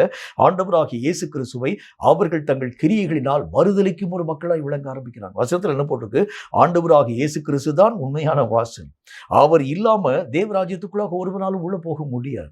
இப்ப இயேசு கிறிஸ்து ஆகிய வாசலை நீங்க மறுதலிச்சிட்டீங்கன்னா எந்த வழியாக தேவனாகிய கர்த்தரால் உருவாக்கப்பட்டிருக்கக்கூடிய ராஜ்யத்திற்கு உள்ளாக உங்களாலும் என்னாலும் பிரவேசிக்க முடியும்னு பாருங்க. இப்ப சாத்தான் செய்யக்கூடிய நூதனமான முக்கியமான காரியம் என்ன? திரும்ப அந்த பழைய நிலைகளுக்குள்ளாக நீ திரும்ப பழைய காரியத்தின் ஊடாக கடந்து போ, பழைய எக்கால பண்டிகையை ஆசரி, பழைய விதமான அநேக விதமான காரியங்களின் ஊடாக நீ கடந்து போக வேண்டும். இவைகள் எல்லாம் தேவனாகிய கர்த்தரால் உருவாக்கப்பட்டிருக்கக்கூடிய சட்டத்திட்டங்களை மீறக்கூடிய நூதனமான உபதேசம் என்பதை கற்றுக்கொள். நூதனமானவைகள் இவைகளை அநேகம் விசுவாச மார்க்கத்தார்கள் பின்பற்றி போய் நிறைய மக்களுக்கு இந்த காரியங்கள் யாவற்றையும் போதித்து அவர்களும் கெட்டு போய் அநேக மக்களையும் கெடுக்கக்கூடிய நிலைகளின் ஊடாக அந்த மக்களையும் அழைத்து கொண்டு போகக்கூடிய சூழ்நிலைகளை உங்களாலும் என்னாலும் பார்க்கணும். ரொம்ப ஜாக்கிரதையாயிருங்க. ஒரு காரியத்தை கர்த்தராக தேவன் செஞ்சுட்டார், அதற்கு மாற்று கருத்தை உங்களாலும் என்னாலும் சொல்லவே முடியாது. இது நல்ல ஒரே உதாரணம் சொல்றேன் பாருங்க. ஒரு சாதாரணமான ஒரு மனிதர் ஆண்டவராகிய இயேசு கிறிஸ்துவை சிலுவையில் அடிக்கிறாங்க. சிலுவையில் அடிக்கக்கூடிய நேரத்தில் மேல் அந்த சிலுவையிலே இயேசு கிறிஸ்துக்கு மேலாக ஒரு ஒரு ஒரு மேல் விலாசம் ஒன்று எழுதுறாங்க. என்ன விலாசம் எழுதுறாங்க? இவன் யூதனுடைய ராஜா என்று சொல்லி எழுதுறாங்க. உடனே அந்த அந்த அந்த அந்த இதை அதாவது எழுதி அவங்க மேலே எழுதி மாட்டிட்டாங்க. மாற்றக்கூடிய இடத்துல கீழே இருக்கக்கூடிய மக்கள் சொல்றாங்க, நீங்க யூதனுடைய ராஜா நீங்க எப்படி எழுதலாம்? இவன் யூதனுடைய ராஜா என்பதை பற்றி எவனே சொன்னான் என்பதை பற்றி இங்க எழுத வேண்டும். உடனே அங்க இருக்கக்கூடிய அந்த மனுஷன் சொல்றான், நான் எழுதினால் எழுதினதேன்னு சொல்றான். ஒரு மனுஷனே ஒரு சட்டத்தை திருத்த மாட்டேன்னு சொல்லும்போது கர்த்தராகிய தேவன் உங்களுக்காகவும் எனக்காகவும் எப்படி சட்டத்தை திருத்துவார்? யோசிச்சு பாருங்க. அவர் ஒரு காரியத்தை நியமனம் பண்ணிட்டார்னா அந்த காரியத்திற்கு விதிவிலக்கு ஒண்ணுமே கிடையாது. அவர் ஒரு காரியத்தை சொன்னா அது அப்படித்தான். ஒரு மனுஷனை என்ன சொல்றான் பாருங்க, நான் எழுதினால் எழுதினதுதான், அதை மாற்று கருத்து ஒண்ணுமே கிடையாது, நான் எழுதிட்டேன் அவ்வளவுதான். இந்த வார்த்தைகளை அவன் சொன்னான்னு சொல்லி நீங்க இங்க எழுதுங்கன்னு சொல்லி அந்த மனுஷனோடு கூட பேசக்கூடிய வார்த்தைகளை அவன் மறுத்து நான் எழுதினால் எழுதினதே என்று சொல்வதை மாதிரி தான் கர்த்தராகிய தேவனால் இயற்றப்படக்கூடிய சட்டங்கள் மாற்றப்படக்கூடியவைகள் அல்ல என்பதை நீங்கள் நானும் புரிந்து கொள்ள வேண்டும். அவைகள் சொன்னதுதான். அவைகள் என்னென்ன விதமான கருத்துக்களை உங்களுக்கும் எனக்கும் வலியுறுத்துகிறதோ அதை மாற்றுகிறதுக்கு உங்களுக்கு எனக்கு அதிகாரமே கிடையாது. ஆகவேதான் கர்த்தருடைய வேதத்தில் இந்த பழைய ஏற்பாட்டின் நிலைகள் எல்லாவற்றையும் ஆண்டவராகிய தேவன் மாற பண்ணி புதிய முறைமைகளை கர்த்தராகிய தேவன் தந்தார். இது கர்த்தராகிய தேவனை மாற்றியமைத்த ஒன்று. இவைகளை நீங்களும் நானும் மாற்றியமைக்க நமக்கு எந்த விதமான அதிகாரம் இல்லை. ஆனால் இன்றைக்கு அநேக விதமான நூதனமான சீஷர்கள் என்ன வார்த்தையை சொல்ல ஆரம்பிக்கிறாங்க? அந்த பழைய ஏற்பாட்டினுடைய நிலைகளின் ஊடாக மீண்டும் நம்ம மெய்யாக நம்ம கடந்து போக ஆரம்பிப்போம். இயேசுவாகிய அந்த தேவன் சிந்த இரத்தத்தை மெய்யாகவே அலட்சியமாக நினைவு கூர்ந்து தங்கள் கால்களினாலே மிதித்து போட்டு மீண்டும் பழைய முறைமைகளுக்கே நாம் மெய்யாகவே திரும்புவோம் என்கின்ற இந்த மனப்பக்குவங்கள் எல்லாம் உருவாக்கப்படுகிறது. எங்கிருந்து வருகிறது என்று சொன்னால் இவைகளெல்லாம் நூதனமானவைகளிலே ஒன்று என்று கர்த்தராகிய தேவன் நமக்கு சொல்கிறார். ரொம்ப ஜாக்கிரதையா இருங்க. இந்த கடைசி நாட்களில் உபதேசங்கள் என்கிற பேரில் பல நிலைகளை ஆண்டவராகிய தேவனுடைய வசனங்களுக்கு மாறான அநேக விதமான கருத்துக்களை புகுத்தும் நிறைய விஷயங்கள் நம்முடைய வாழ்க்கைக்கு விரோதமாய் வர ஆரம்பிக்கும். இதை பின்பற்றி நிறைய விசுவாச மார்க்கத்தார் அவைகளை நோக்கி கடந்து போக ஆரம்பிக்கிறார்.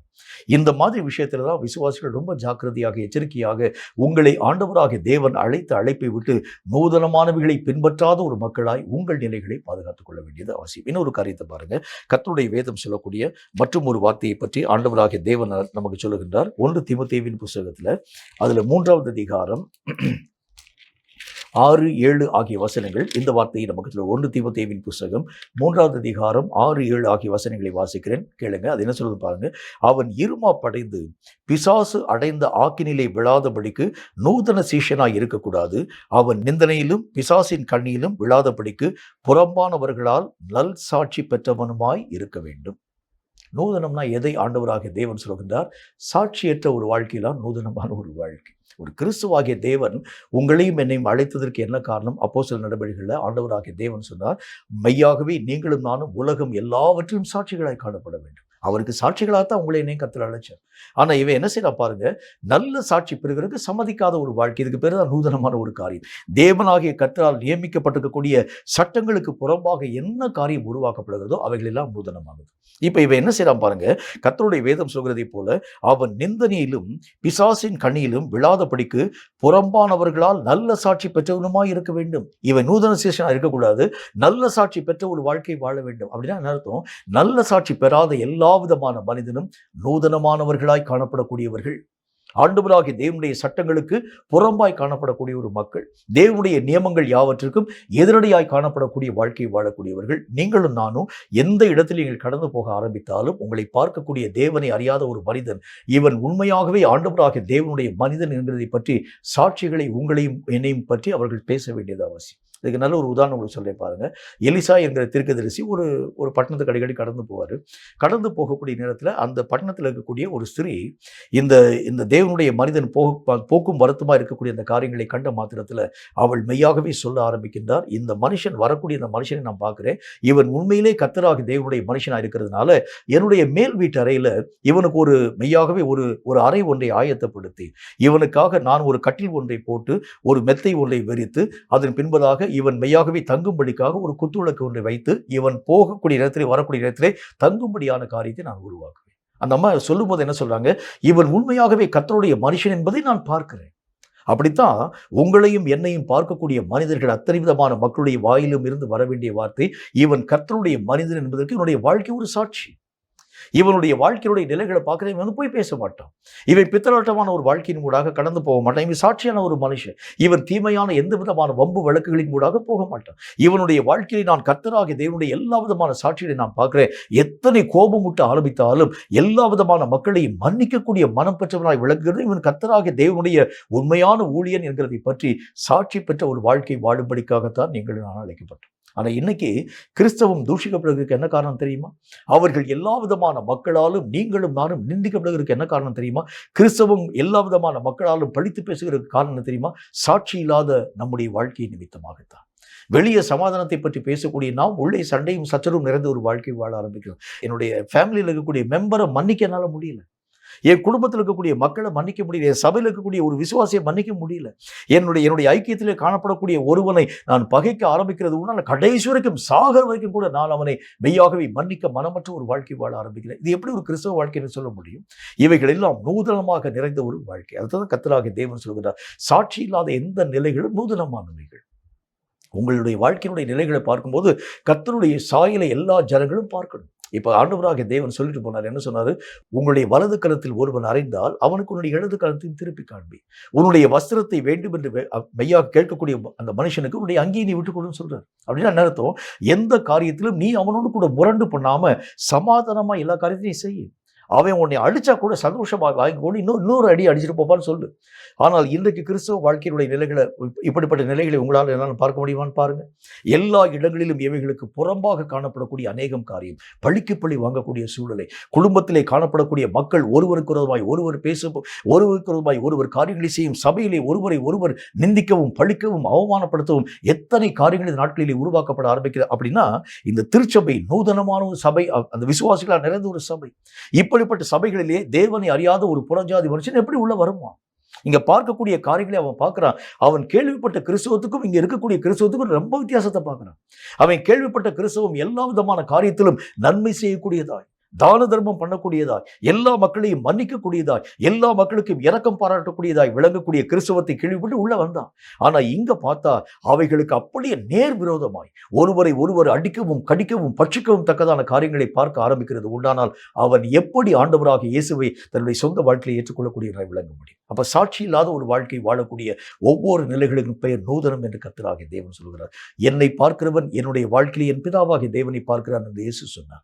ஆனால் இன்றைக்கு ஒரு ஆவிக்குரிய திருச்சபையிலே காணப்படக்கூடிய விசுவாசிகளாய் காணப்படக்கூடிய உங்களை பார்க்கும் பொழுது உங்களிலே இயேசுவின் சாயலை எல்லாரும் பார்க்கக்கூடிய அளவிற்காக உங்கள் வாழ்க்கை சாட்சியின் வாழ்க்கையாக காணப்பட்டால் மட்டும்தான் நூதனமான ஒரு சேஷத்துவமாய் நீங்களும் நானும் காணப்படாமல் தேவன் விரும்பும் ஒரு பாத்திரமாக நீங்களும் நானும் உருவாக்கப்பட முடியும் என்கிறதில் சந்தேகம் உள்ளது. கேட்கும் கர்த்தருடைய பிள்ளையே, இந்த வார்த்தைகளின் அடிப்படையில் நம்முடைய வாழ்க்கையிலே இந்த நூதனங்கள் எங்கெங்கெல்லாம் வர ஆரம்பிச்சிச்சுன்னு பார்க்க வேண்டியது அவசியம். சத்தியத்துக்கு மாறான நிலைகள் என்னுடைய வாழ்க்கையில் இருக்கிறதான்னு பாருங்க. ஏதாகிலும் சில விஷயத்தை நான் ஏற்றுக்கொண்டு பல விஷயங்களை நான் புறம்பாக்க ஆரம்பிக்கிறேன் பாருங்க. அதெல்லாம் நூதனம். ஆண்டவராகிய தேவனுக்குள் வளர முடியாத அநேக விதமான தடைகள் என்னுடைய வாழ்க்கையிலே காணப்பட வந்தது மாதிரி அதே மாதிரி இன்னைக்கு வரைக்கும் என்னுடைய வாழ்க்கை ஒரு வளர்ச்சி இல்லை என்று சொன்னால் நூதனமான காரியங்கள் என்னுடைய வாழ்க்கையில் வந்து, ஏன்னா சபையிலே கர்த்தராகிய தேவன் என்னை நாட்டி வைத்தனுடைய நோக்கமே நீங்கள் வளர்க்கப்பட வேண்டும் என்று சொல்லித்தான். வளராம போகிறதுக்கு காரணம் நூதனமான ஒரு காரியம். மூன்றாவதாக தேவனுடைய அந்த அந்த அந்த வேஷத்தை தெரித்துக் கொண்டு அதனுடைய பலன்கள் எல்லாவற்றையும் மறுதளிக்கக்கூடிய மாறுபாடான தர்க்கம் உருவாக்கப்படக்கூடிய அநேக விதமான சூழ்நிலைகள். நான்காவதாக பழைய காரியங்களிலே அதாவது அந்த பழைய ஏற்பாட்டினுடைய முறைகளிலே திரும்பக்கூடிய அநேக விதமான காரியங்களை பின்பற்றக்கூடிய நூதனமான தன்மைகள். இயேசுவையே மறுதளிக்கக்கூடிய ஒரு மக்களாக, இயேசுவுக்கு விரோதமான காரியங்களை செய்யக்கூடிய ஒரு மக்களாக, இயேசுவின் இரத்தத்தை நம்முடைய கால்களின் கீழாக போட்டு மெய்யாகவே மிதிக்கக்கூடிய ஒரு மக்களாக விளங்கக்கூடிய ஒரு நூதனமான ஒரு காரியம். கடைசியாக நல்ல சாட்சி பெறாதிருக்கக்கூடிய ஒரு நூதனமான ஒரு காரியம். ஒரு கிறிஸ்தவன் என்று சொன்னாலே அவருடைய வாழ்க்கை ஒரு சாட்சியாக இருக்கணும். சாட்சி இல்லாத எந்த ஒரு காரியமும் அவனுக்கு பேர் வந்து ஆண்டவராகிய தேவனால் அங்கீகரிக்கப்பட்ட ஒரு கிறிஸ்தவன் என்ற ஒரு பேரினால் அவன் அழைக்கப்படக்கூடாது. அவன் சாட்சியுடன் காணப்பட்டதான் அவனுக்கு பேர் தான் கிறிஸ்தவன். கிறிஸ்தவன் என்று சொன்னாலே அவனுடைய வாழ்க்கையிலே இயேசுடைய சாயலை பார்க்கணும்.